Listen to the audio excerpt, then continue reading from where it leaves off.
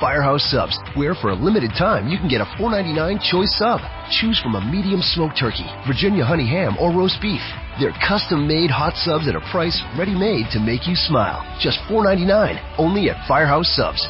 Enjoy more subs, save more lives. Participating locations plus tax, limited time offer. Prices may vary for delivery. I can't do it. We'll do it live. Okay. Do it live! I'll write it and we'll do it live! Time to rise and grind. Are you kidding me? Holy on smoke! And let's get this banter going. It's bacon! This is Snowman in the Morning. Does anybody else feel like a fried egg? And it begins now. I want you to get up now. I want all of you to get up out of your chairs. I want you to get up right now and go to the window, open it, and stick your head out and yell, I think I just broke my chair. He did what? Has anybody ever told you you have a Serious impulse control problem! There is but one cause for me to follow. Almighty the bum! And here we go. Oh, yeah! Good morning. Welcome to this edition of Snowman in the Morning, which is going to be kind of like a best of, because I'm down here in Durham, North Carolina for the possibly remainder of the week, at least until Saturday, until I have to go to Raleigh to do some games. So what you're going to hear is my take on the failed Jock Peterson trade, a couple of NBA conversations, one from last Friday concerning the trade deadline. I have a couple of going-in segments, one concerning Kobe Bryant, the other concerning the Golden State Warriors, and then you'll hear interviews from Renee Washington as well as Damian Adams. I know y'all have heard that on Basically a Loop, but he is a good friend, and he's going to be on later this week. Also, a great conversation that I had with Andre Day of the Black in Business podcast, and a few other interviews, including one with a former NBA world champion. So stay tuned for that. I want to welcome back to the show a young man I had on a long time ago. Too damn long. He has been tearing it up in the podcast ranks, and I mean that with all the love in the world. I want y'all to listen for this name as he continues to climb the podcast ranks, the radio show ranks, and I tell you what, I'm so happy to have him back on my show to talk a little hoops with me. He is the host of The Real Deal with Damian Adams, and Damian Adams has joined me. How are you, my friend? I'm doing well, man. Like you said, it's been way too long, but I'm super happy to be back on the show with you. Oh man, I am excited to have you with me. So let's talk. Let's talk NBA, because it's one of our specialties, and you and I we're playful with each other on the internet when we go back and forth on social media. But first of all, let me get your thoughts on one Kobe Bean Bryant. Man, just such a tragic tragedy. You know, when you think about the fact that we lost 9 people way too soon, and, you know, the thoughts go through your mind of, you know, should they have ever gotten on a helicopter? When you hear about how foggy it was, you know, should they have, you know, we knew that it was a way of life for Kobe to take a helicopter because it just made things easier for him. Yeah. When it comes to traffic and just being able to move around with somebody who's that famous, not, you know, being on the streets, everybody, and things like that. So we get it that was something he did normally, like we do with our cars every day. But you just wonder if that's the day they should have changed up the routine because of the weather, and could they have changed things? But, you know, you can't go back. And so now you just have to take time to not only remember Kobe, but remember Gigi and remember all the victims on this, you know, on that flight. With Kobe, when you think about Kobe, he definitely made a great impact on the world. And if there's one silver lining to this tragedy, is the fact that you see how many people he affected in such a major way. And LeBron's speech this past Friday night, I'm sorry to sorry to interrupt you. The LeBron speech this past Friday night had me crying, okay? Especially when he spoke from the heart. I absolutely adored that. Yeah, definitely. It was the tribute as a whole just was so touching. And it was understandable afterwards how it was kind of a weird feeling because you're watching the game and in the arena you could hear a silence. Mm-hmm. Like there was some cheering here, some cheering there, but it was an eerie silence. Like people didn't know how to react. Yeah. They didn't know, is it okay to move on now? And the thing is, it's okay to move on. You know that you never forget. We're going to have moments where things are going to remind us of Kobe. There's going to be moments where someone does something special where only, Kobe and Michael or LeBron did it. And we're going to remember Kobe again. So we're never going to forget Kobe Bryant. We're never going to forget Gigi. We're not going to forget those other victims on that flight. And that's what the main thing is, to make sure that we keep them in our hearts. And for Kobe, man, when you think of Kobe, for me, I just think of the Mamba mentality. I think of someone who, as he put it, was a talented overachiever. He had the God-given gifts of being 6'6", 6'7", with, great athleticism, but worked as if he was someone like a Matthew Dellavedova. He had that type of work ethic if he was somebody who was, scratching and gnawing to stay in the league. So that's how I remember Kobe, as someone who had the talent of, a Tracy McGrady and Vince Carter and all those guys who worked as if he was the 12th man on the roster. Yeah, and you'd see it in all of the legends. You see it in all of the guys that shaped this league and made this league what it is now. The international stars, the national stars, all coming together, all offering their thoughts and their prayers for the Bryant family, for the other families, including the Altobelli family that lost their life on that helicopter. And I've said many times on this program, and I know you've heard it, it not only hurts me as a fan, but it particularly hurts me as a parent. Yeah, no, definitely, man. I don't have kids yet, but the first thing, like when it happened, the first person who contacted me was my dad, right? And he, just wanted to say, I love you, because you never know when those moments will be lost to be able to say, I love you to the next person. We've all lost somebody close to us in not such a horrific way as this, but we've all experienced some type of loss.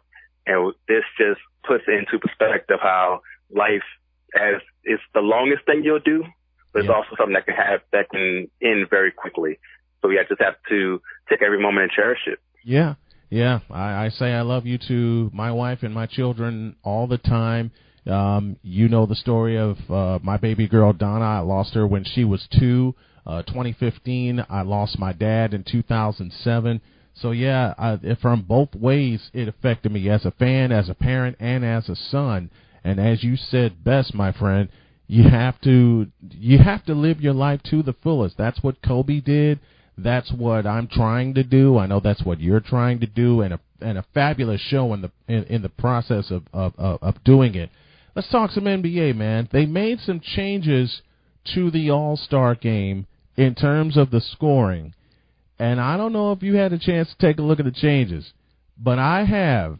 And considering it's in my hometown of Chicago, the All-Star game is, and I know they're doing this to honor Kobe. And rightfully so. But I got to be honest with you, man. I took a look at the rules and I went, what the hell are these?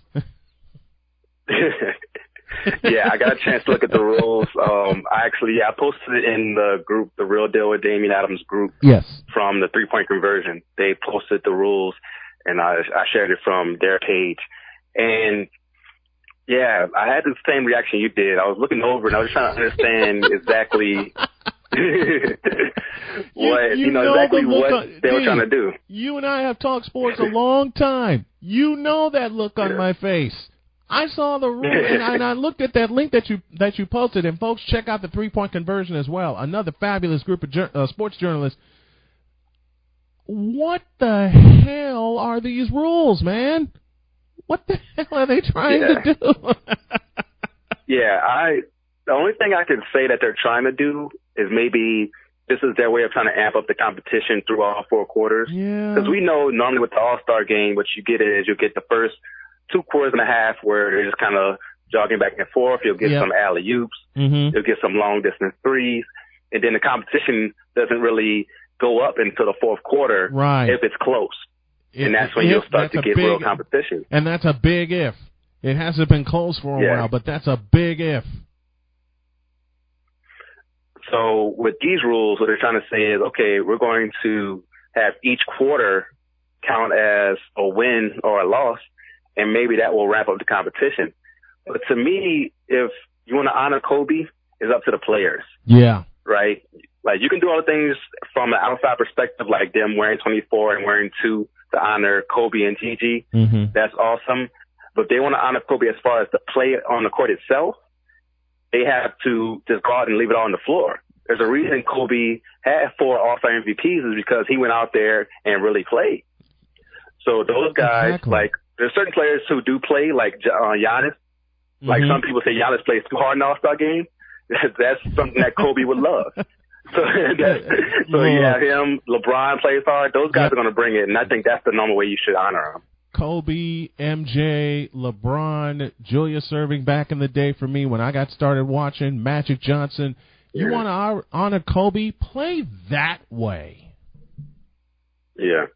Nah, I definitely agree with that. Like, if they just went out there and said, okay, we're going to play for real, then that's the thing. You're still going to get the highlights because of the best players in the world. So you're going to have moments where you get a steal, you get a fast break, and you'll still get to have those moments where you throw the ball at the backboard and some crazy athlete gets to come and tear it down. You'll still have those highlights. Yep. And it'll be even better if we know that came off of a real play. Yeah, if it came within the flow of the offense, if it came, like you said, off of a real play. Let me ask you this, and I've talked so many times on this program about ratings being down for the NBA, and my theory is this, and I'm not throwing shade at anybody, but I want you to think about this, and I want your thoughts. Does the NBA and its ratings miss the Splash Brothers? They definitely miss the Splash Brothers. They miss Steph, Clay. Mm-hmm. You miss Zion for a huge portion of the year. Mm-hmm. So those injuries in themselves really cost, right? Yeah. Then LeBron being on the West Coast hurts you because his games come on late in the East Coast, right, where people are asleep already. Mm-hmm.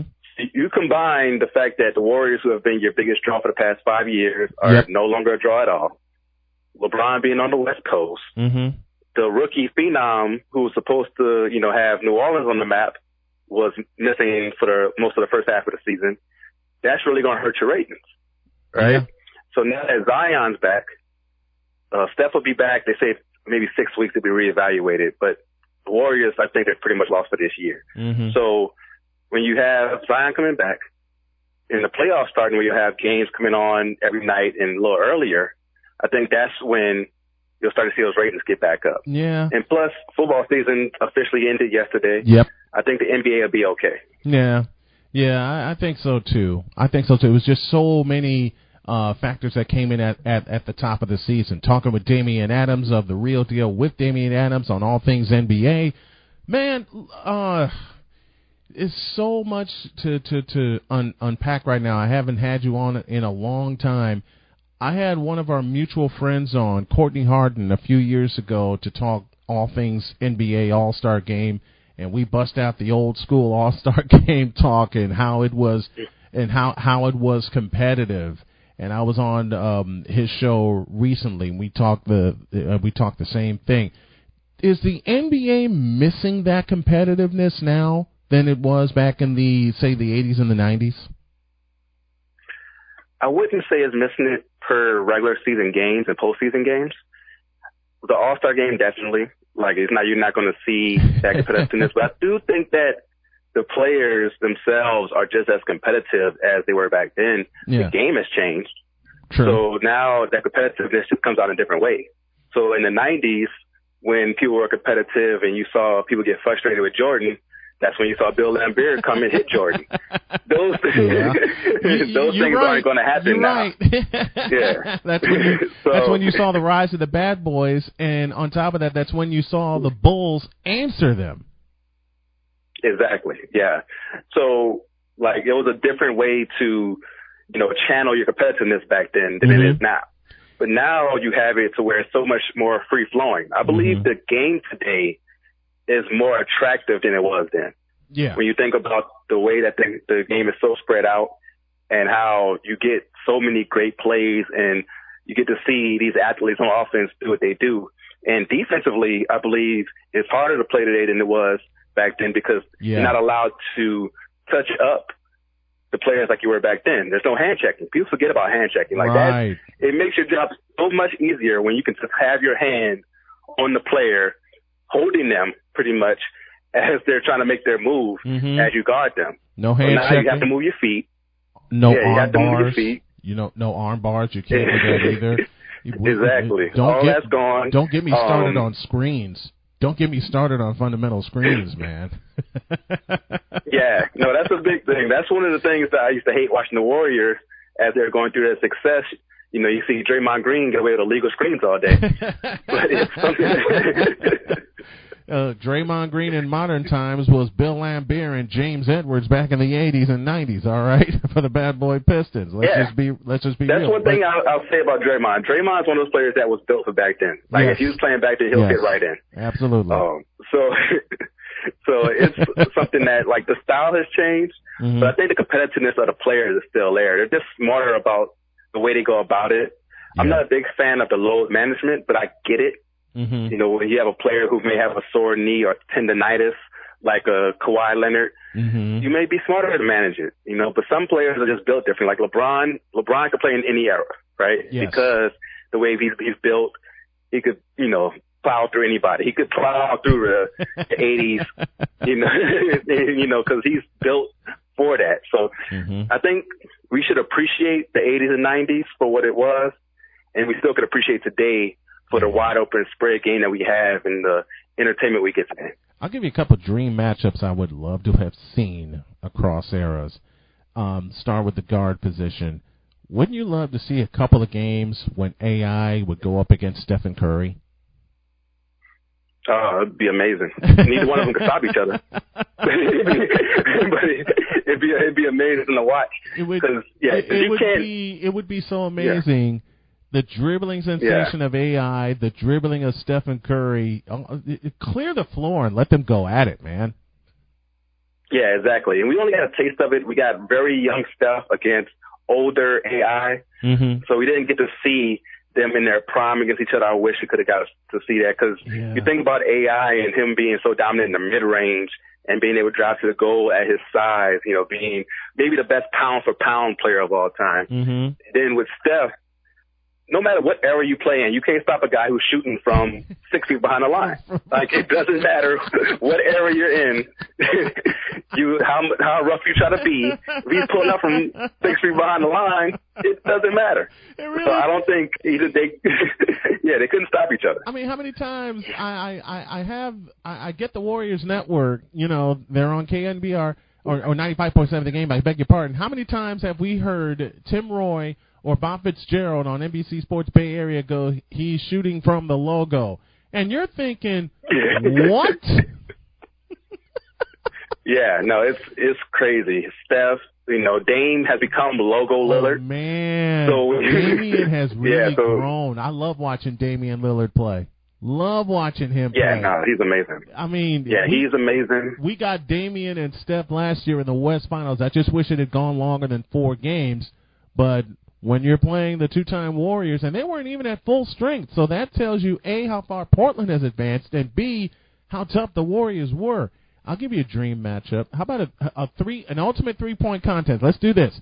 An ultimate three-point contest. You got to have Ray Allen. You got to have Steph. You got to have Clay. You got to throw Larry Bird in the picture. Definitely. You got to throw Reggie Miller in the picture. Yep. Right? No, you definitely got to have those 5.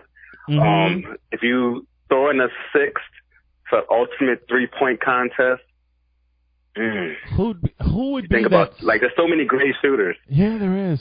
There is. Who would be that? So many great. Who would be that 6th I'm thinking person? Glenn Wright. Yeah, that's 6. We gotta have 8. Yeah, we gotta have 8. We got Steph. We got Steph. We got Clay, Bird, Reggie Miller, Glenn Rice, Ray Allen. Yeah. We got 6, and you gotta have 7. We gotta have 7 and 8. We gotta have 7 and 8 because back in the day you had 8 competitors. Yeah, no, definitely. So if you're gonna go old school with 8 competitors, for Craig Hodges. Yes, thank you, Craig Hodges. And you know what? Because he was amazing. I know who the 8th person is. Steve Kerr. Yeah. Now, Steve Kerr is definitely, I think he still holds the record for the most accurate three-point shooter of all time. Yeah. So, got to have him in there as well. Got to have Steve Kerr. Now, how about the ultimate slam dunk contest? Well, you got to have Vince Carter. You got to have Vinsanity. Got to have MJ. Yeah. Got MJ. Kobe. Dominique Wilkins. Kobe gets a vote. Yeah, I'll throw Kobe in there as well. Kobe gets a vote. I would go a little new school and take Zach LaVine. Yeah, like Zach LaVine's nasty. Zach LaVine. Yeah. You want to stay new school? Here's another new schooler I'd add. You'd have to be a few years back. Andre Iguodala. Andre Iguodala was nasty. He was good in the contest. He was pretty good. He's somebody who gets forgotten about because of Nate Robinson. But Andre Iguodala was nasty. Yeah, he was nasty in the contest. Yep. Someone else who was nasty. He's not so new school anymore. He retired a few years ago. But Jason Richardson. Jason Richardson. Very good in the dunk contest. Julius Erving. Yeah, his battles with Desmond Nixon was great. Julius Erving. You gotta have Dr. J. He's gotta have Dr. J. Yeah. And the one who won it in '84 to start the new trend, Larry Nance. He was the first to have a 2-ball dunk. You gotta have Larry Nance in there. Yeah. Now Larry Nance definitely his athleticism at that size was just crazy. For him to be doing those things, man. And at that time too, that was crazy. Yeah, that was crazy. But like I said, we got to have Dr. J in there because he dunked from the foul line in 1976, and then Jordan did it in '85 in Indianapolis. Yeah. Okay. Now the 2-ball competition involving the best pairs, and you know where I'm going to start. You know where I'm going to start first. I got to go to my hometown and get MJ and Scotty to start with. Yeah. Gotta have MJ, Scotty. Gotta have MJ and Scotty. Yeah. Definitely. Shaq and Kobe. Gotta have. One that doesn't have any championships but definitely should be up there is Gary Payton and Sean Kemp. Yeah. Oh, I got a pair for you. That alley-oop combo was great. Yes. I got a pair for you. KJ and Charles Barkley. There's a pair. Kevin Johnson might be the most underrated player of all time. Thank you. He was amazing. We've spoken about KJ. And I posted online that KJ is one of the most underrated point guards to ever play. Which gives me this. Definitely. If we expand our ultimate three-point competition to 10 players, I got number 9 for you right now, and that's Mark Price from back in the day with the Cleveland Cavaliers. How about that? Yeah. Mark Price was great, man. He's somebody who a lot of people sleep on him, but like when you see people split up pick and roll today, like that started with Mark Price. It started with Mark Price. It absolutely started with Mark Price. So you got MJ, MJ and Scotty, Shaq and Kobe. Yeah, Gary and Sean Kemp. KJ and Charles. Stockton Malone. Gotta have Stockton Malone. Yeah, because that's the greatest duo to not win. Like you got to give them that. Yeah. Because you think about one is second all time in points, the other one is first all time in steals and assists. Yep. Which leads to this. Magic with anybody. James Worthy, Kareem, Byron Scott. Yeah. That's the thing. You could pick the Lakers team, that team, you could pick a bunch of different duos. You can pick anybody for that team. You just put Magic there, and you could just put anybody else there. Like those Showtime Lakers are amazing. Like Magic Kareem, you definitely have to put up there though, as far as duos. This one's for my wife. How about a couple of Indiana Pacers, Mark Jackson and Reggie Miller? That's a good duo. That's really good. You got to put that I think an underrated one for the 2000 finals was Jalen Rose and Reggie Miller. Yeah, those guys, because they were one of the few duos ever to both score 40 points in the game. Yep. People sleep on Jalen Rose and they think of him just as the analyst or the one who got dropped 81 on by Kobe, but he had a pretty good career. People sleep on that. He did. He absolutely did. He absolutely did. Here you go. Speaking of Knicks, Charles Oakley and Patrick Ewing. Yeah, no, definitely. That's probably the most physical duo that's going to be there. Definitely. Or here's a physical duo: Larry Bird and Kevin McHale. Since we're talking about duos. Oh. Yeah, no, that's a nasty one. You got the inside-out game. Yep. You got the man of 1,000 post moves. Kevin McHale. When you speak of underrated players, Kevin McHale has to be up there as well. Yes. Just because of time, people have forgotten how good he was, and plus he was under the shadow of Larry Bird and Robert Parrish. Like, he's one of those guys. Like, he could just go in the post and do work. He wasn't the most athletic. You want underrated? But he just does work. I posted this, and you agreed with this name. Speaking of underrated, James Worthy.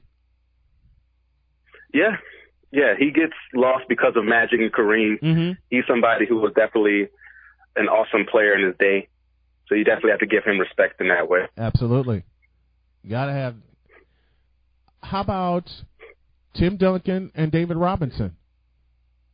There's a pair. Yeah, no, that definitely was that's a great duo. If you got Tim Duncan, you also have to put Tim Duncan, Tony Parker in there. Pick and roll with Parker and Duncan, or Duncan and Parker, as was the case many times.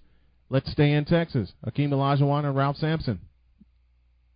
Oh, that's a good one. That's a good one. Yeah, that team definitely should have won some championships when he was younger. Of course, Akeem got his two when he got older, but when he was with Ralph Sampson, they definitely should have got one. How about a current duo, or a duo that I wish was current? Luka Doncic and Dirk Nowitzki. Speaking of Mavericks. Oh man, yeah. We could somehow put Dirk in the time machine. That would be awesome. Yep. I think Dirk and not Dirk, but I think Luka and Porzingis will be a great duo soon. Yes. I think those two will work together and become great. We got Stephen Clay. Got to put Stephen Clay in there. Got to have the Splash Brothers. Yeah, you have to put those two in there. You just have to wonder what records they would set. How about let me go back to my hometown, Derrick Rose and Luol Deng, and how good they were. That's a good one. Yeah, if Derrick Rose could have stayed healthy longer, I know that team could have been. That team definitely could have won championship with the defense they had. Running the offense with Derrick Rose. And I said the only thing that stopped the Bulls in the Thibodeau era from winning titles was injuries, because they were beat up by the time 2013 got here. And I hated that. I hated that they were that worn out and they were that beat up. So we got to throw them in there. Rose and Luol Deng, Kobe and Pau Gasol. Yeah, that's a good duo. There's a combination. That's a good duo. People forget how good Pau Gasol was in his prime. He's arguably a top 10 power forward all time. And people, because Kobe was so great, people sleep on that. But Pau Gasol, in his prime, man, he was really good. Oh, how about this duo? Mike Bibby and Chris Webber. That's a good one. That's a team that probably should have won a championship. 2002, that 2002 Sacramento Kings team is up there. When you talk about the greatest teams to not win, the 2002 Sacramento Kings team is definitely right there. Yeah. One of the most epic Western Conference finals we've ever seen. Okay? Yeah, definitely. Damian Lillard. You got to put LeBron and Kobe. You got to have LeBron and Kobe. I mean, not LeBron and Kobe, but LeBron and Dwayne Wade, I meant. There you go. You got to put LeBron and Dwayne Wade. LeBron and Flash. I just spoke their names. Damian and Lillard. Thank you. Damian Lillard and C.J. McCollum. Or if you want to go back in the day for the Portland Trail Blazers, Clyde Drexler and Terry Porter. That's a very good one. That's one that probably gets forgotten in history. That's a very good one. It's a forgotten duo. The Portland Trail Blazers in 1990, they were a forgotten West champion because everybody had their eyes on Phoenix after they upset the Lakers and took them out of the playoffs. Yeah, definitely. No, that Portland team should have got one. They should have got a championship in that. They should have got one. They should have got. Here you go, Rudy Gobert and Donovan Mitchell.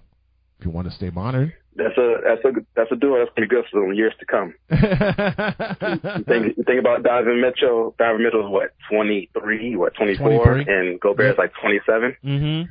So yeah, you got a team. That's a pretty good duo for years to come. Yeah, it is. It is. Damian Adams of The Real Deal with Damian Adams. Tell everybody where they can find you, my friend. Oh man, thank you again for having me on the show. I really do appreciate it. You can find me everywhere on social media at The Real Deal WDA. So that's The Real Deal, W as in whiskey, D as in Delta, A as in Alpha.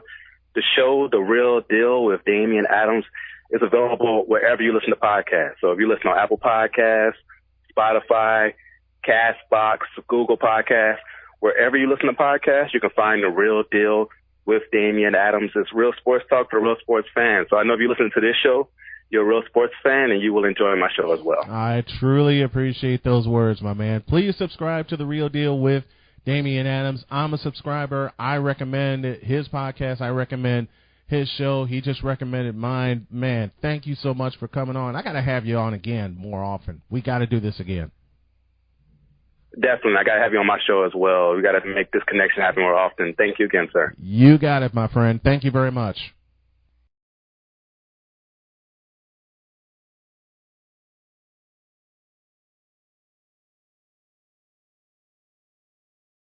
This is Snowman in the Morning, where true sports talk lives. He did what? I did not need to be told that. So I had the pleasure recently of being on a wonderful show called Black in Business. And I figure with this being Black History Month, I'm going to return the favor. On the hotline with me is one of the fellows who's in charge of said podcast. This is Andre Day, and he joins me right now. How are you, my friend? I'm doing fantastic, my brother. How are you? I am doing great. First of all, let me say thank you from the bottom of my heart for letting me come on to your podcast and spreading some knowledge and spreading some love for the other podcasters, the other independent show hosts that do this just like we do. I can't thank you enough for that. Man, listen, I tell you, I can't thank you enough for being on the show, because you gave more than what I even thought was going to be given. Like, I thought it was going to be like, regular run of the mill, and then we end by spreading love and showing love to brothers and almost putting us to tears, man. So I thank you a whole bunch for that. Thank you for being on the show. That was one of the things I really wanted to touch on, and it's something, my wife tells me all the time. She says, maybe that can be part of your message as well as you having fun doing your sports show. Maybe you can drive that point home. And this is the point that I've driven home, for the time that she and I have been together and for a while now. There is not enough help out there in many ways for men. Let's take color out of the equation. There's not enough help out there for men who need to get back on their feet, who desire to get back on their feet, and for those who want to stay on their feet. That's why I love talking about that particular message, and I'm glad you helped me spread that message when I was on your show.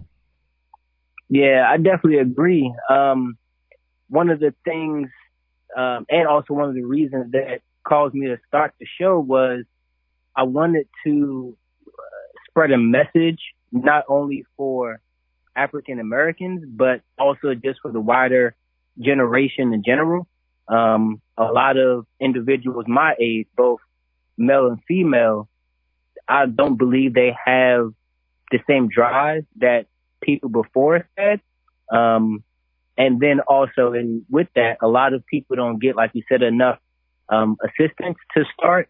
And I believe it starts from like when we grow up, where we're taught certain things and then just kind of let go, and then just like, oh, you're an adult, you can do it.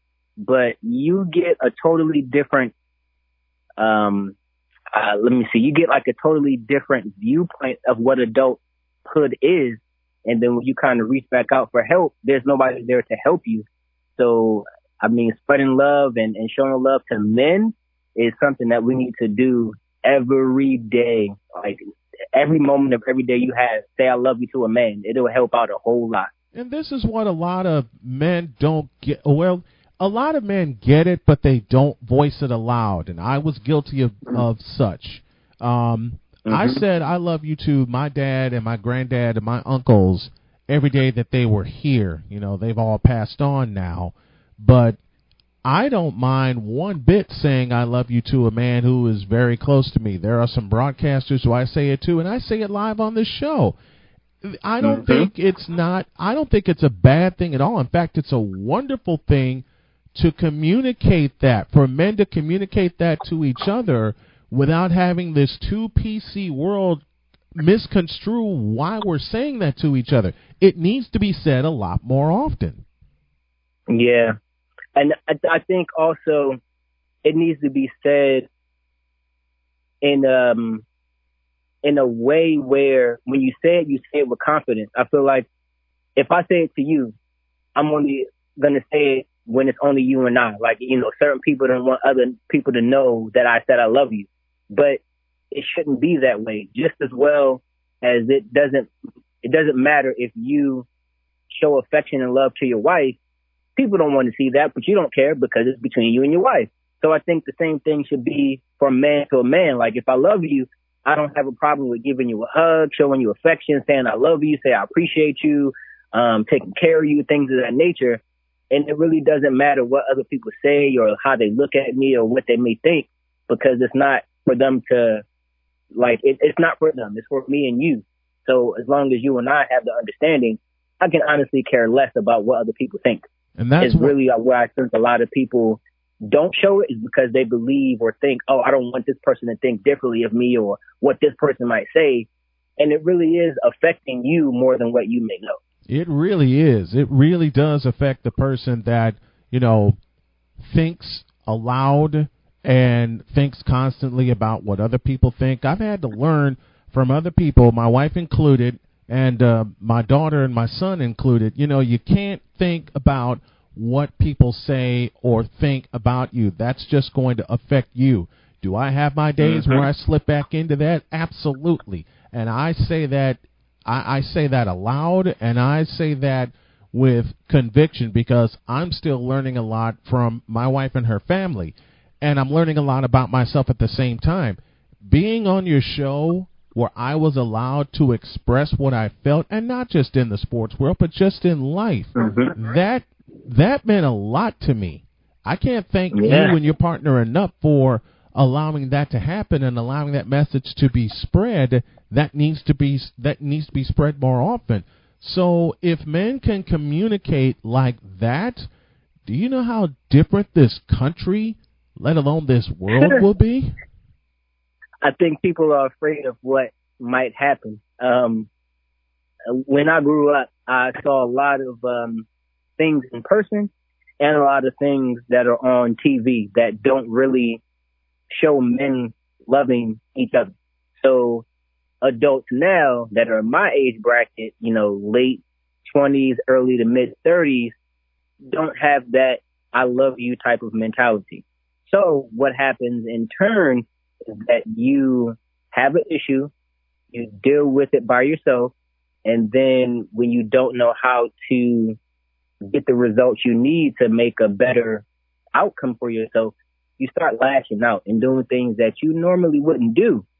So to answer your question, if we express love to one another more often, I think we would have, number one, happier individuals. And number two, we would be able to think more clearly and start doing things that would help us with a better life instead of putting us where we are in that mentality of crabs in a barrel, trying to keep everybody down. We would want to see everybody move up. So I think it would have an effect that I don't think the world is ready for on the African American side. Like, if we really put our minds together and stick to one another, I think we can be, actually I know we can be a force to be reckoned with. Where did you grow up? Let's find out more about Andre. Where did you grow up? Well, I grew up in New York. I'm originally from Brooklyn. Both my parents are from New York. I lived in New York for about 7 or 8 years or so, maybe a little bit longer than that. And then I moved to New Jersey for about a year or two. And after New Jersey, I moved to Maryland. And I've been here in the Maryland, D.C. area since, let's say, 9th grade or so. Wow. 9th or 10th grade.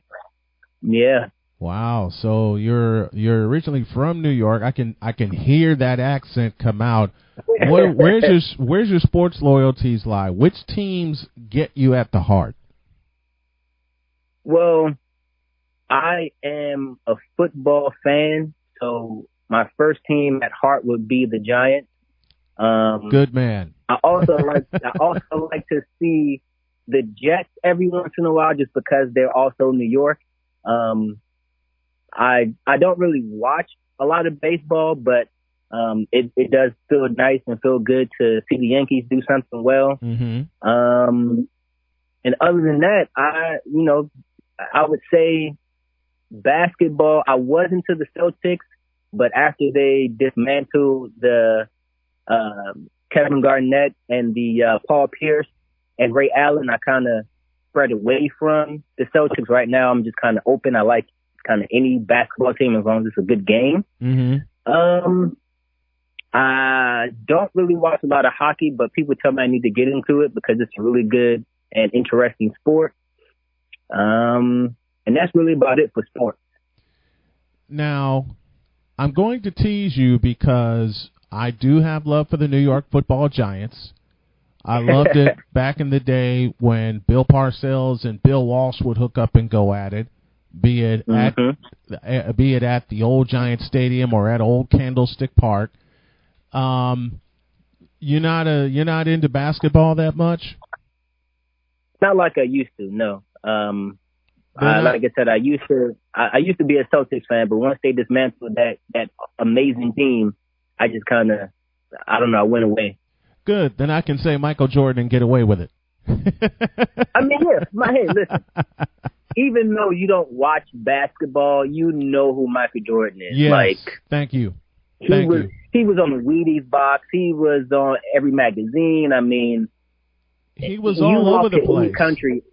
You walk into any country and say MJ, there's only one person they might do Michael Jackson, but only those two have MJ. There's no other MJs that are prominent in everybody's mind. So, yeah, you're fine with Michael Jordan. That's cool. So true. And I've spoken to a couple of hardcore Knicks fans, and I kid them a lot.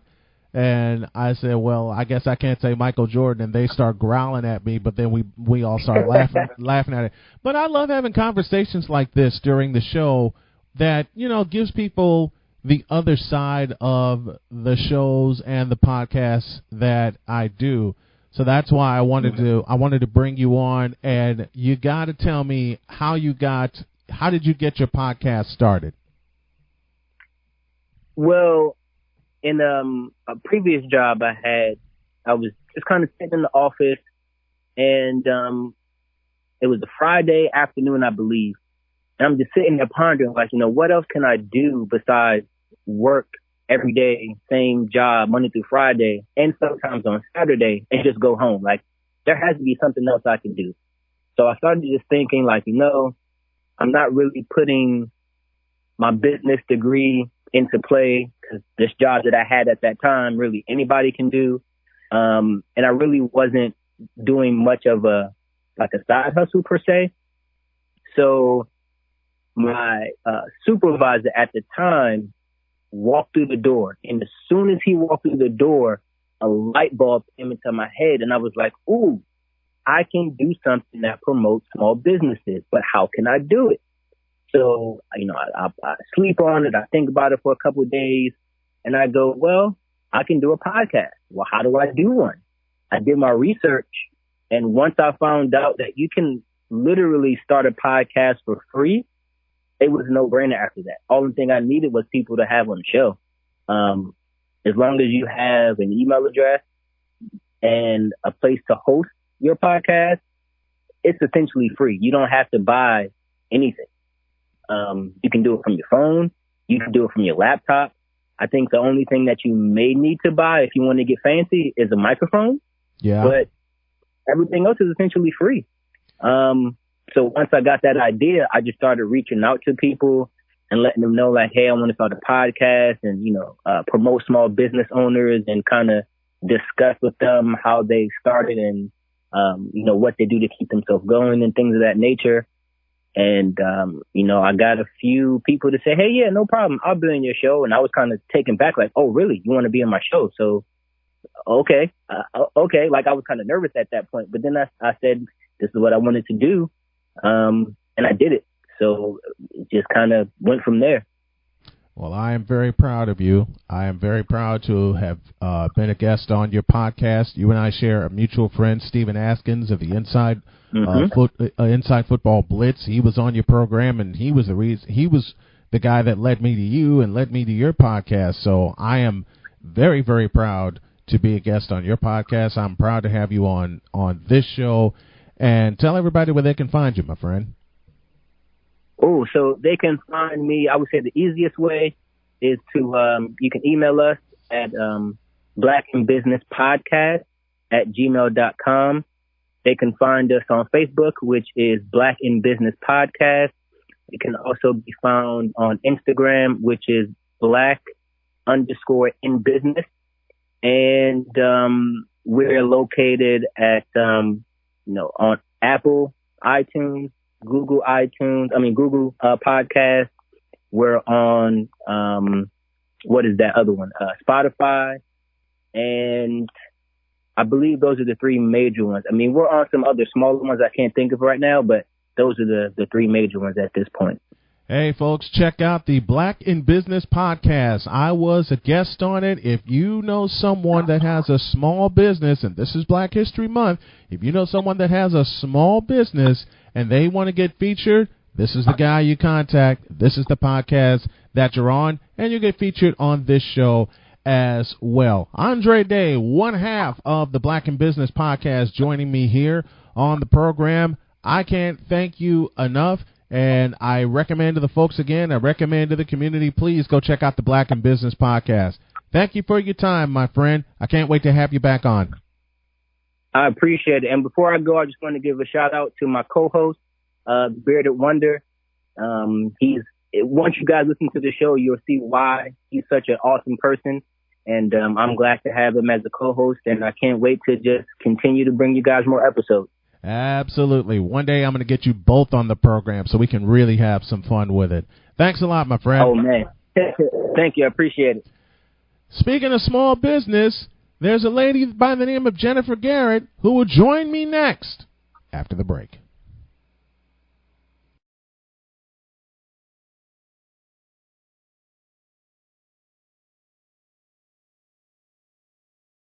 This is Snowman in the Morning, where true sports talk lives. He did what? I did not need to be told that. Welcome back to the program, everybody. Hope you're enjoying it as we're enjoying bringing it to you. You know, I am a fan of podcasts. I record them, I produce them, and I listen to them, a lot of them. And this one got my attention, and you guys know that I've begun to recommend a lot of good podcasts for y'all to listen to. Well, this one not only involves sports, it also involves life. And when I listened to it, when I heard about it, I knew I had to listen to it. I listened to it. I became a subscriber immediately, and I'm going to recommend this even before we get this done. The lady that I have on the line is the author of said podcast, Combining Football and Life. And when you listen to this podcast, you're going to get a lot out of it, and I recommend you not only sign up for it, download it, I just recommend everything about it. This is Jennifer Garrett, and she joins me right now. How are you doing? Hey, thanks so much for having me. I'm doing great. Okay, you got to tell me how you put this podcast together. What gave you the idea, and what gave you the inspiration to put it together? Sure. So my podcast is called Move the Ball, and that name was taken from a book that I wrote 7 years ago. And the book was about how you could take football lessons specifically and apply them off the field to be successful in business and in life. And after the book was published, I spent the last 7 years really working with people on how to move the ball and really grow that brand. And I decided that I wanted to do the podcast because it was just another great way to connect with people, having great conversations with professional athletes of all sports, as well as business leaders, on how we can use the athlete mentality and put into practice success strategies and habits so that we can get ourselves to the next level. You started the podcast the day after the Super Bowl. You really pumped it up. And I have to tell you, I really enjoy it. I know I'm going to enjoy it a lot. What got you into football? What got you started in liking football? Great question. So I grew up in Chicago in the 80s. I just fell in love with the game. You know, ever since I was 4, I would watch football games with my parents, and what really intrigued me about the sport was not only the fast-paced nature of the game, but also there were these games where you would have these fourth quarter comebacks where teams were down, 2, 3, 4 touchdowns, and the game wasn't over until the game clock hit 0. And so I just found that fascinating and studied the sport my entire life and applied lessons from the game into my own life. That is great. So you grew up a fan of the Bears back in the 80s, huh? Because I too am from Chicago, and I've seen the Bears over many years. Are there any other teams that you follow aside of the Bears? Professional or college or either? Either one.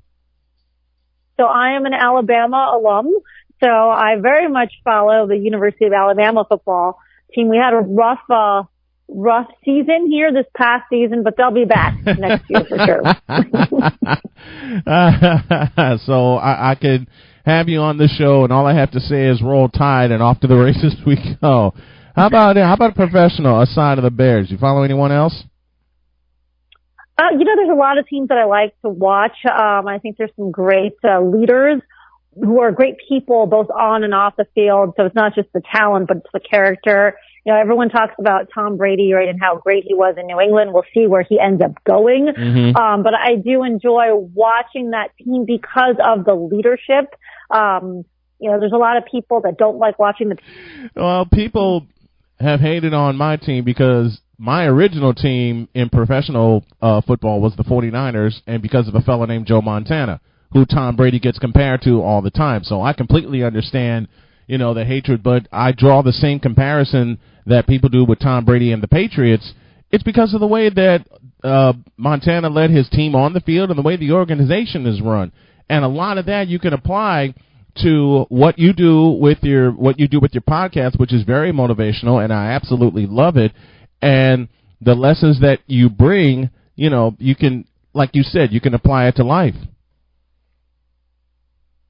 Yeah.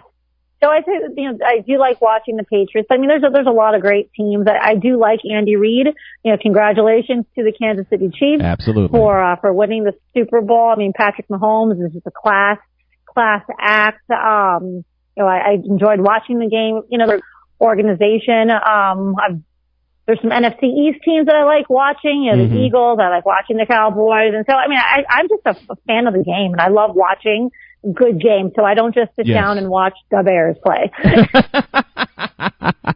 Absolutely wonderful. Talking with Jennifer Garrett. I love a phrase that I happened to catch when I was doing my research for this interview, and I love how you put this.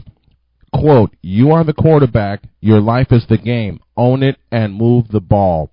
There's your purpose right there for your podcast. Who are some of the guests that you've taped episodes with or going to tape episodes with so far? Sure. So the first 3 episodes were released just this past week. The first one was just a solo of me, but I had on the show already Chris Leak. Chris was the quarterback who led the Florida Gators to their national championship in the 2006 season. So he was right before Tim Tebow. Tebow was a freshman when Chris was a senior, taking that team to their championship. Also, I had on Terrence Wood, who is the grandson of Pro Football Hall of Famer Willie Wood, who played for the Packers in the 1960s. Some other guests that I've recorded with already, Paul Pratt. Paul played with the Detroit Lions, and he's got a great organization called Second Wind Mentors, where he mentors young boys of single-parent homes currently. So we had a great episode. Another gentleman, Tony Simmons. Tony played on the Patriots. He played on a number of teams. He was nicknamed Touchdown Tony, played at Wisconsin for college ball. Some future guests that are coming up as well. Eric Dungy, who is the son of Tony Dungy. We're going to be recording an episode here in a couple of weeks. But it's not just football athletes. So I've also got a pro skateboarder, Mikey Taylor, who I recorded a show with. His episode will come out early March. Also Rob Murray. Rob played in the National Hockey League and the American Hockey League for many years. He's currently coaching the Tulsa Oilers, which is a minor league hockey team. So my goal is really a good cross section of athletes from all sports. Absolutely wonderful. Again, this is Jennifer Garrett. You can find her podcast on anywhere where you listen to. It's called Move the Ball. It's the Move the Ball podcast, and it's absolutely wonderful. Tell everybody where they can find you, my dear. Yeah, so the easiest way, it's going to be on all the platforms, or it is on all the platforms, Spotify, Apple Podcasts, Google Podcasts. But if you just go to movetheballpodcast.com, you can listen to it directly there, and there are links to all of those other podcasting platforms. Jennifer Garrett joining me here on the program to talk Move the Ball and how she uses football to move the ball in life, and you can do the same thing. Absolutely great having you on. I got to have you on again soon. Well, thank you so much. I really appreciate being on the show today. We got more coming up in a smidge.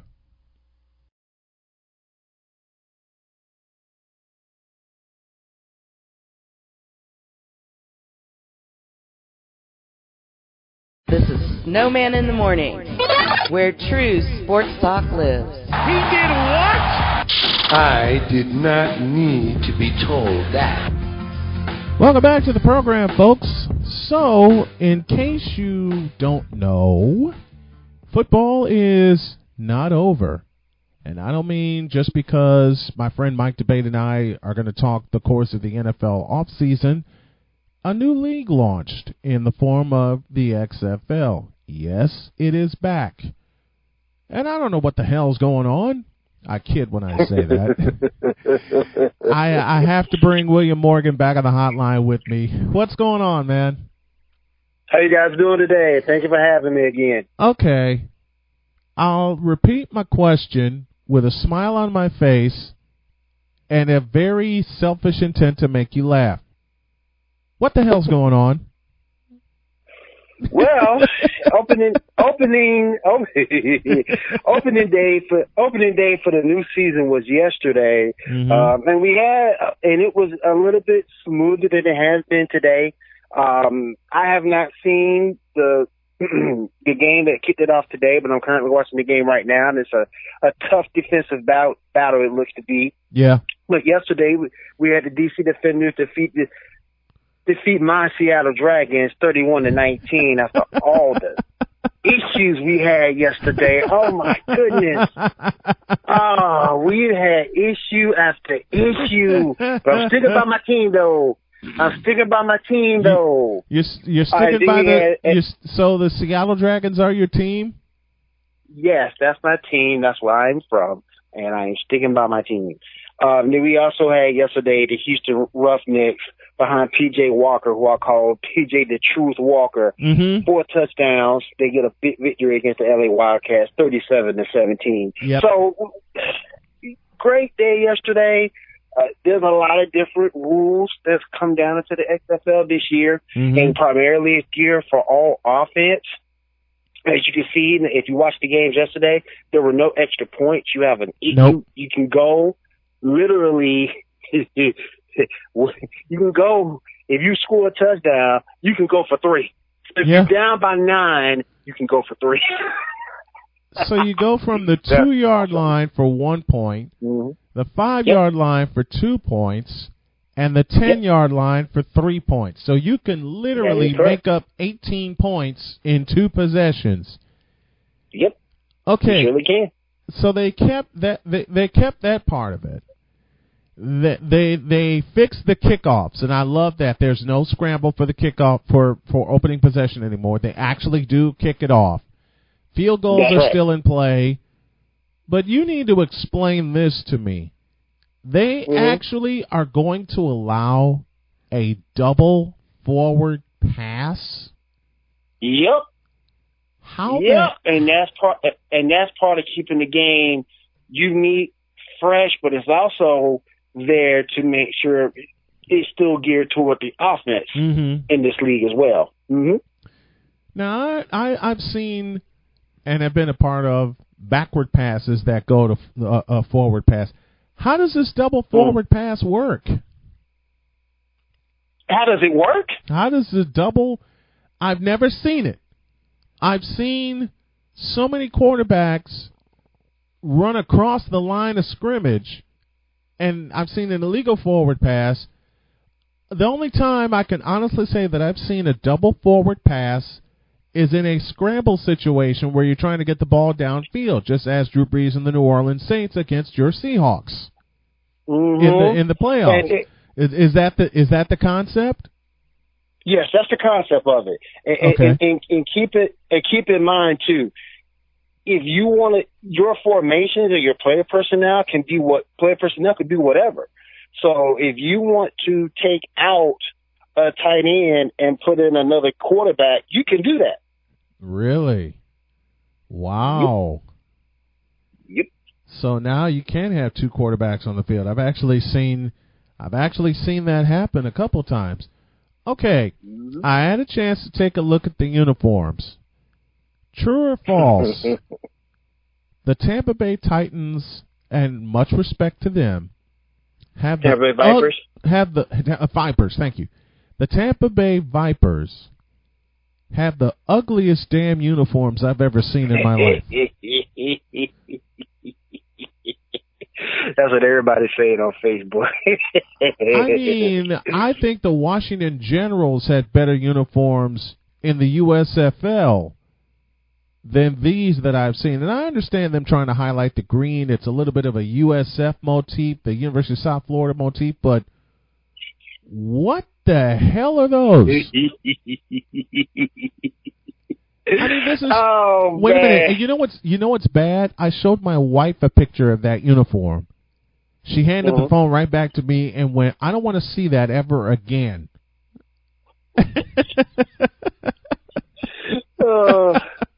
I mean, I know they're trying to. I look. These uniforms are better than some of the uniforms I saw last year in the Alliance of American Football. Let's just get that piece of truth out of the way. Okay? Yes. But the Tampa Bay Vipers, you would think they would darken the... And I don't want to make this all about the uniforms because, hey, some of the uniforms I've seen in 2001 left a lot to be desired when the XFL premiered this time. True that. But damn. If that's their road uniforms, I'm almost afraid, and I mean this kiddingly, I'm almost afraid to see what the home uniform's like. Oh, man. But I will say this. These uniforms for the XFL this time around are a lot better than the ones that we saw back in 2001. So are the nicknames, where they put the teams. They concentrated on the big markets. I like how the Seattle Dragons motif is. I like that combination. Oh, yeah. Which brings to mind this question, and I believe I know your answer, but I want to be sure I put it out there, and I'm going to make this my question of the day a little bit later on in the show. Can the XFL last beyond one season this time? Yes. That's what I thought. I really believe you're looking at you're looking at about 2 to 3 years with the money that Vince has put into it. Mm-hmm. He's put a lot of money into it. Another thing too that I think will make it last 2-3 years is the fact that Vince is no longer running the day to day. Yes. That's going to Commissioner Luck. Yeah. So he's not running the day to day of the XFL. Commissioner Luck is, and I really think this could last. Matter of fact, it may end up being expanded upon because right now you're looking at 8 cities that are major NFL cities, but there's other cities who got left out. Yeah. There's no team in Carolina. There's no team in Georgia. So, you know, we can get some of those teams to up this thing to 10. You want to move a team out in Vegas? There you go. So we can definitely do some things in the XFL to definitely last beyond this season. And you said the most important thing. Vince McMahon is not a part of the day-to-day operation. He just funded the league. He said he's going to put $500 million toward the league, which will give it 3 full seasons. And then he hired a football mind in Oliver Luck. Most of you should know that name, especially in Indianapolis. Okay? Most people should know the name Oliver Luck. I know I certainly do. He hired a football mind. When will the Cleveland Browns ever get this right? He hired a football mind to run the day-to-day operations for this league. Yes. So that's correct. As of this first weekend, it is poised for success beyond year 1. Oh yeah, most definitely. So I believe it will be. I believe it will be a huge success if opening day is any type of an indicator. Today is a little bit sluggish, a little bit slower, but hey, I believe we too will see some more action. But you have 2 networks that are behind the XFL now instead of just 1, because if you remember, in 2001 it was all on NBC, and then NBC pulled out because they didn't like the ratings. With ESPN, with ESPN and Fox Sports, which are 2 major networks for the NFL, you got a better outfit this time. I really think you do. And don't forget, you got your Fox, you got your ESPN, and you also have your ABC, similar to ESPN, but the same thing. You have 3 major networks versus 2001, you had NBC and UPN and Paramount Network. Yeah. And NBC wasn't ready at that time to really host something like that. That's why they probably pulled out. UPN, wasn't ready. Probably you don't really hear anything from that. I think they got bought out or something like that. They did. UPN got bought out. Yeah. So now you have 3 major networks that are putting time and emphasis on this thing. If you watch any Fox programming, particularly early in the morning, like if you watch First Things First, they will actually push these games on that show. Yeah. So that tells you that they are committed to it and want to see it succeed. Yeah. Yeah, and I do too. This is what I opened the show with. I do too. I want to see this succeed now. And I mentioned this at the top of the program. Oliver Luck being in charge is huge. Vince McMahon staying out of the day-to-day operations, and give kudos to Vince McMahon. He learned his lesson. And unlike the AAF, he took a full 2 years to put this together. Yep. He took they did. He took a full 2 years to put this together. This is William Morgan joining me, talking all things XFL. Stand by, folks. He's going to be back later in the show to talk all things NBA All-Star Game, and I can't wait to bring him back because I got some questions for him. So if you'll hop on later in the show, I'll be glad to have you. Gotcha, man. Stand by, folks. I got more for you after this.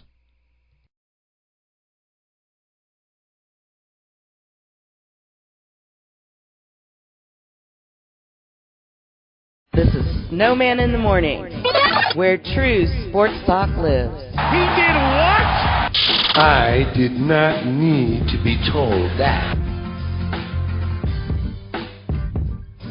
Welcome back to the program, folks, as we continue to get you through your week. I want to thank you for tuning in on all of our favorite networks, all of our favorite stations, internationally and nationally, and through the internet. A few years ago, I had a fellow on this program talking about bringing Major League Baseball to Charlotte, North Carolina. And when I closed that conversation, the next time I wanted to talk to him, I wanted to be in North Carolina. Well, that time has come, and Rick Curdy is back, and he's on the hotline right now. How are you, my friend? Good to talk to you. Hey there, how are you, Snowman? How's everything going? Everything is great. I finally made it down here to North Carolina, man. All right, man. That was one of the things we had talked about. I wanted to come down here, and then my wife jumped at the opportunity with me, so we're here.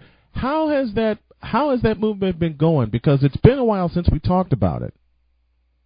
Yeah, it's been going on strong. You know, we actually have a podcast now called Charlotte Bass Baseball and Sports. It's just been growing like crazy. The enthusiasm is so high right now for it. People really want to see it. We got Major League Soccer. We didn't get MLB. We got MLS coming in 2021. So that's a great thing because I think right around the corner is Major League Baseball. So I think Charlotte is showing that we're a great city for professional sports. So we already got the basketball and the football, and now we got the soccer, and we got the hockey in Raleigh, and the only thing we're waiting for is Major League Baseball. So let's bring it on. Yeah, that's all that's missing. As Rick just mentioned, the Hurricanes are in Raleigh. You got the Carolina Panthers. They play out of Charlotte. Of course, the Charlotte Hornets. Major League Soccer is now in Charlotte. Of course, Major League Baseball would be a godsend for this area because a lot of folks are excited about baseball. In the short time that I've been here, the excitement in talking about Major League Baseball possibly coming to Charlotte, it's been off the charts. Yeah, it's been through the roof. People are excited. You know, the Knights will be starting soon. Their attendance is one of the highest in all of minor league baseball. It's been since they come to Uptown Charlotte. People want to see it. You know, people are ready to see it, and you know, the only thing holding us up, unfortunately, is the stadiums in Oakland and Tampa, and I just don't understand for the life of me why Tampa's still there. You know, they are a great team, but their fan base stinks. It's been bad since day one, and now I heard this ridiculous thing that Major League Baseball is thinking about splitting the Tampa Bay Rays season in Montreal, which makes absolutely no sense. I don't know how that's going to grow baseball in Florida if you're going to be playing not only in another place, in another country. So I think it's crazy that they want to do that. But, I mean, I think if the Rays don't get a new stadium by 2027 when their lease expires, they are definitely going to move, and it's either they're going to move to Montreal, or they're going to move to Portland, or they're going to move to Charlotte.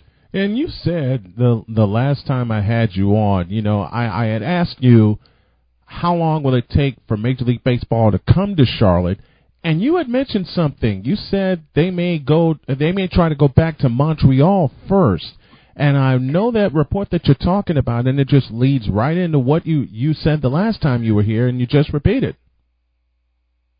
Yeah, they want baseball to come back to Montreal, and a lot of people said, well, they had it there and it failed. They were there for 30 years, and to me, it wasn't the people that failed it. It was Jeffrey Loria who failed it. He's the one that, you know, sent them packing and led them eventually to become the Washington Nationals. So it was actually Jeffrey Loria that failed the organization. And you know, when you know your team's leaving, why come to the games? You know, it's just like the Raiders. When the Raider fans knew they were moving to Las Vegas, they just stopped showing up. So eventually, you know, they moved to Washington, and of course, they won the World Series. So the Major League Baseball wants to be more global. They're kind of following the model of basketball and the NFL, where they're playing games in other countries. Major League Baseball just had a series in London. First time they were playing in London. That was pretty wild. And they want to go play games in Mexico and other countries. And, you know, the NBA play games in China. Of course, the NFL plays games in Mexico and London, and now I'm hearing Toronto. So that's what Major League Baseball wants to do, and they want to see two teams in Canada. So and have a nice rivalry with Montreal and Toronto. So it's inevitable. Montreal's coming back. The Expos name's coming back, but they always expand by two. So the question is, who's going to join Montreal? Is it going to be Montreal Charlotte, Montreal Portland, Montreal Nashville? Or it could be any of those 6 cities that they have on the list. And they want to follow the same pattern of the NBA in growing by 2. What? I know I've asked this before, and I'm going to keep asking it, and I've gotten so many great answers. What would be the biggest selling point of bringing Major League Baseball to Charlotte, North Carolina?